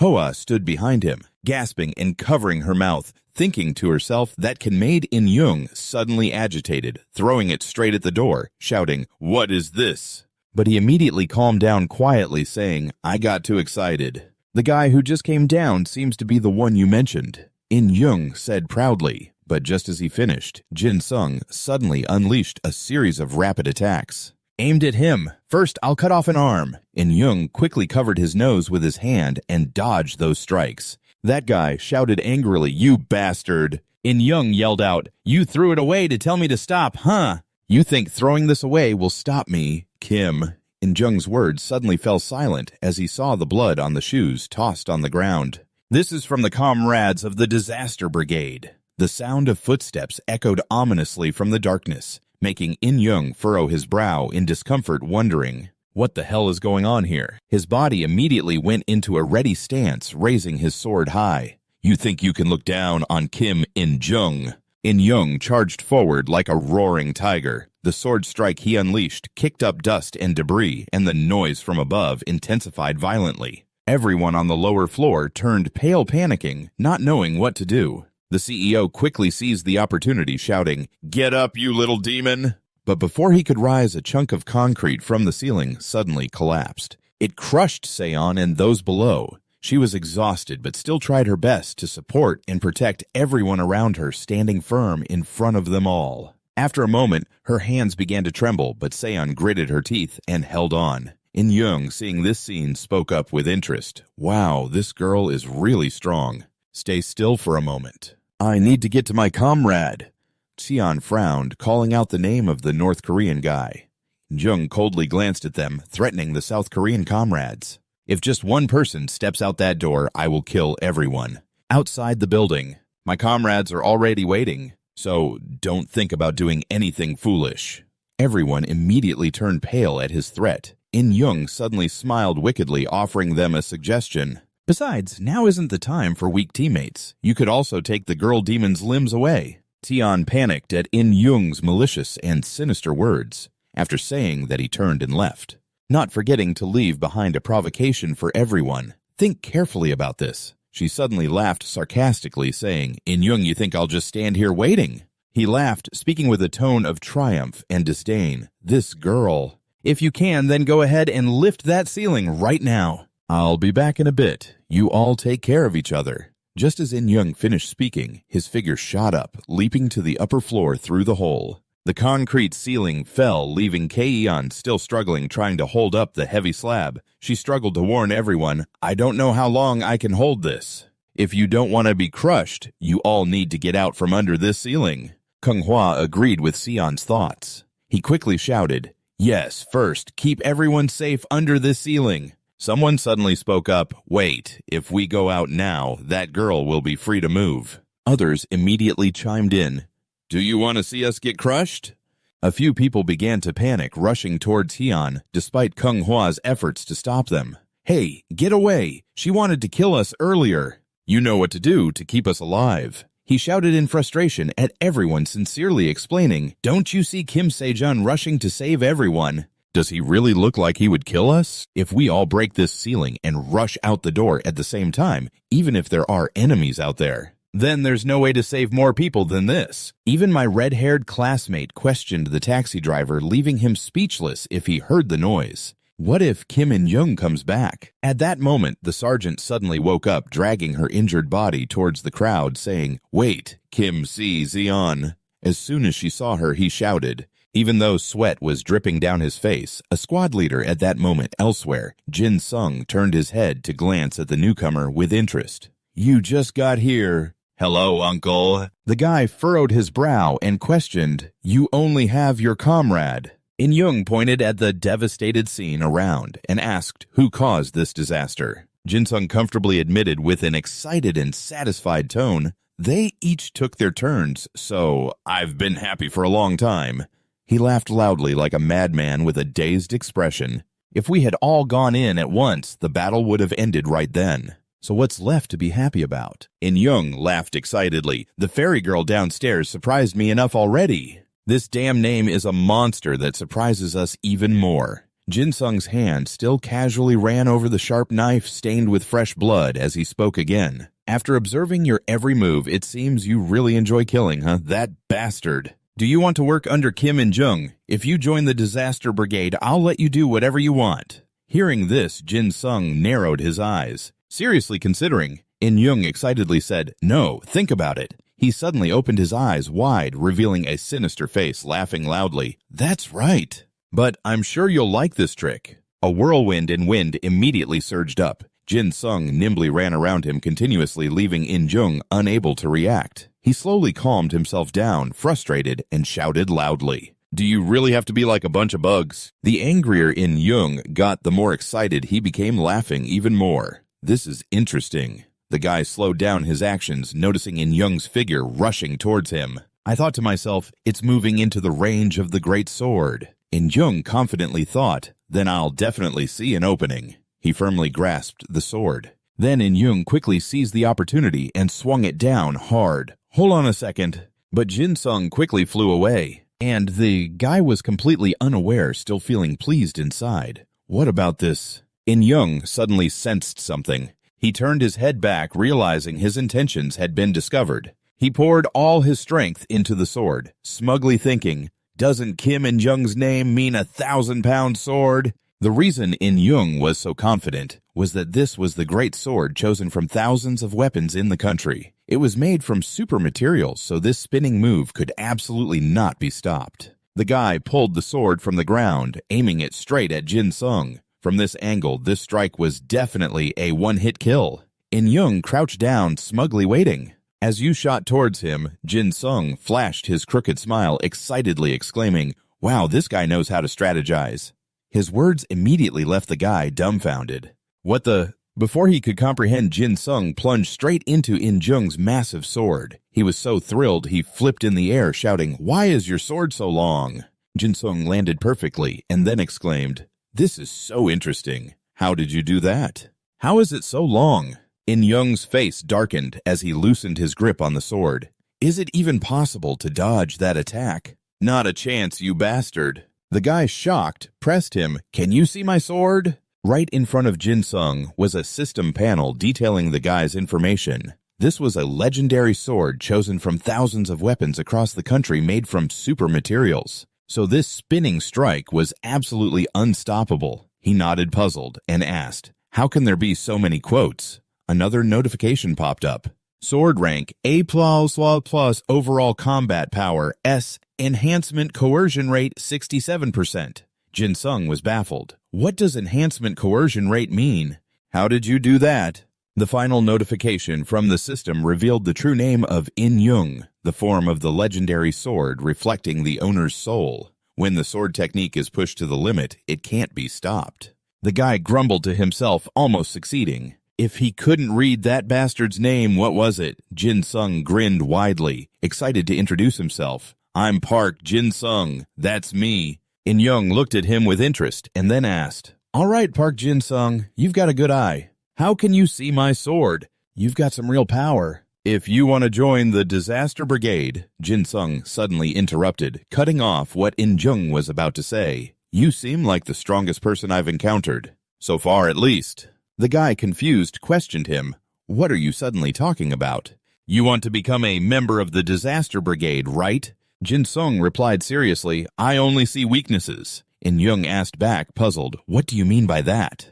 Under Jin Sung's gaze, the guy's body gradually revealed invisible threads, exposing his own weaknesses that Jin Sung could exploit. In Jung, excited, covered his face and exclaimed, You can even see that!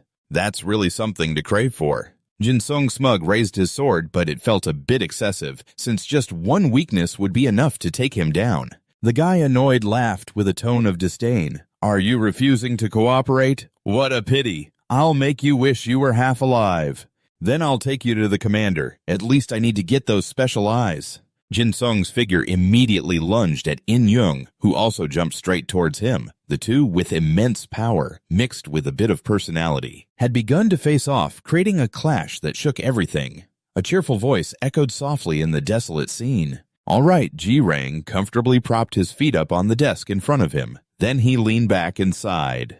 The elevator's broken. So it's gonna take quite a while for them to get up here, huh? That trash can buy a little more time. He felt relaxed, thinking of a solution if the worst-case scenario happened. After all, we are right in the heart of the city. If the police or the military were informed about the current situation, they would definitely come. Bayan Ji-Jang thought, carefully realizing that if he went out too soon, he would become a target. So I guess I should just hide here a little longer, right? Back to the battle between Jin Sung and In Jung. Jin Sung was charging and delivering powerful sword strikes toward him. Compared to him, In Jung was struggling more, having to give it his all just to block Jin Sung's fierce attacks. His sword had been pinned down by In Jung. Pressing it firmly to the ground, Jin Sung shot him a provocative glance. In Jung, furious, gritted his teeth and shouted, You coward! He was frustrated, saying he kept dodging like a squirrel and wouldn't let up. Before he could finish his sentence, the tip of In Jung's sword was almost at his face. He quickly dodged, narrowly escaping disaster. In Jung paled, thinking to himself, This is really dangerous. Before he could catch his breath, Jin Sung was like a wolf stalking its prey, charging forward again. Is it coming closer again? This time, he didn't have time to escape, causing his arm to be grazed by Jin Sung's sharp blade, tearing through skin and flesh. Jung angrily thought, What a coward. He finally realized Jin Sung's intentions all along, so it turned out he was just playing around. He thought of himself, Kim In Jung, as his toy. He slid past In Jung, questioning, Are you going to keep blocking like a loser forever? Jin Sung, excited, swung his knife, driving it straight into his stomach, yelling, Just finish it already. In Jung not only wasn't scared, but also managed a sly smile, muttering, If I keep holding back, I might just die. Suddenly his hand shot out, trying to grab him. In Jin Sung's eyes flickered. He immediately sensed something. He quickly swung his body back, retreating hastily. Jin Sung exclaimed in confusion when he realized his waist had been injured by that hand. What the hell is that old man doing? How could you do that? How can you have these notices? A flurry of text appeared before Jin Sung, causing him to exclaim in confusion, Stop dodging already! Because this is the great sword taken from the tiger's den Bakusen, the left arm of the first beast Ida, with a combat power level of 2 Ida. In Jung smugly said at that moment. Now dodging won't help anymore. He was still excitedly asking with curiosity, What is that arm, old man? He was annoyed and sighed. Why are you so curious? I came here to avoid bombers, but what do I see here? I might just end up in hell first. Jin Sung understood everything and grinned eagerly. So that old man is stronger because he took that arm out, huh? Then this will be fun. Let's play. In Young, annoyed, suddenly turned his back. Stop joking around. If you keep fighting like this, I won't be able to die when I want. Hearing that, Jin Sung immediately understood and mocked him. Old man, are you running away? In Young became even more excited when he heard that word come out of Jin Sung's mouth. It's been a while since I heard someone say, running away. He laughed contemptuously, saying, Old man, do you think you can escape? What are you planning to do to run away? He still held his ground, gritting his teeth. I don't know. Why would I run away from a kid? In Young raised his sword, growling, I'll remember you, Jin Sung. The sword in his hand came crashing down, creating a massive wave of power. The light from the sword spread across the rocky ground. It instantly shattered due to the overwhelming power of that attack. In Young still held his sword high, while the ground where they stood had now become a deep, dark pit with no visible bottom. Beyond, Jijang heard a loud noise. He hurriedly opened the door and rushed outside, shouting in panic, What's going on? He mumbled in fear. It can't be Kim Seon, can it? Is it Kim and Young? I have to run. Beneath that deep pit, Jin Sung watched with interest as In Young slowly floated up, marveling, so it's turned into a game of hide and seek. Maybe I'll lose you for good old man, he exclaimed excitedly. Should I speed things up a bit? The guy, annoyed, gritted his teeth and ordered Jin Sung, Stop joking around with this distance. Will never. Jin Sung suddenly dashed toward In Jung, cutting off his words. But I'm not joking. In Jung paled in fear, thinking he's gone mad. I have to save myself. Just then, Bihun Jijang suddenly looked down and upon seeing exclaimed in astonishment, Kim In Jung. He laughed joyfully. Maybe fate hasn't completely abandoned me yet. Byunji Jang was still confused, unable to comprehend what he was seeing as the two emerged from the pit. What's going on down there? He suddenly became terrified when he caught Jin Sung staring intensely at him. Huh, trash! What are you doing here? He seemed to go crazy, rushing toward Byunji Jang, excitedly saying, I found another one. He silently screamed in fear, No! But his figure was so fast that Byunji Jang didn't have time to react. He turned his head slightly to look at Jin Sung, who had collapsed on the ground. In pain, he struggled to get up. Beonji Jang quickly approached Jin Sung, worriedly asking, Trash, why did you come up from down there? He called out softly from beneath the heavy dirt and rocks pinning him down. Captain In Young, standing above, witnessed the scene. He realized, You know, Park Jin Sung, you saved me. Byunji Jang turned his head back to look at him, panicking. Kim and Jung, weren't you fighting Kim Tion down there? Information kept pouring out, leaving him bewildered. Damn it! What just happened? Trash, answer me. Byunji Jang couldn't believe it, thinking. Did Kim Seon exhaust Kim and Jung to that extent? This trash can't be. His face gradually darkened. Damn it. Nothing makes sense. Based on Kim. In Young's words, Byunji Jang quickly shook Jin Sung. Hey, trash, tell me what's going on. Jin Sung suddenly stood up, looking all twisted. It made him scream in fear. What the hell is wrong with this monkey? In Young above excitedly continued. Hey, comrade, thanks to you, I escaped that bastard. Byunji Jang shouted in annoyance. Even without an answer, what are you talking about? Jin Sung's eyes suddenly turned red bloodshot. He happily added, Comrade, the arrogant Kim, In Jung, never forgets a favor. In Young's lips curled into a sinister smile. He murmured softly, Even if that person might not know they're being repaid. Byunji Jang, growing fearful, stepped back as he continued, Let me give you some advice. He muttered softly, even though that person might not know they were being repaid. Byunjang, scared, gradually turned pale and stepped back. He continued, Let me give you some advice. If you want to live, run really fast down to the first floor. At least that way you'll survive, comrade. He rolled his eyes in confusion. What? Jijiang shouted angrily. You think I'm going down there? Your subordinate is still below. In Young heard this and casually took off, not forgetting to leave a sarcastic remark. All right then, good luck surviving, comrade. Luckily, I listened to the commander and came to South Korea, he thought to himself, unaware that Jin Sung was still in the dark room, slowly coming to his senses. The fairy girl and the bomber were there. You raise something like this, In Jung exclaimed. The commander probably couldn't even imagine there was a bloodthirsty, cowardly lunatic like him. From above, he looked down with satisfaction. Covered in blood, Kim In-young would never forget the debt. Saying that, In-jung turned and walked away. If you want to live, run really fast down to the first floor. Seeing that, he also looked up in confusion. What? Ji-jang stood below, looking up at the hole above. Doubtful, he wondered if he really had escaped.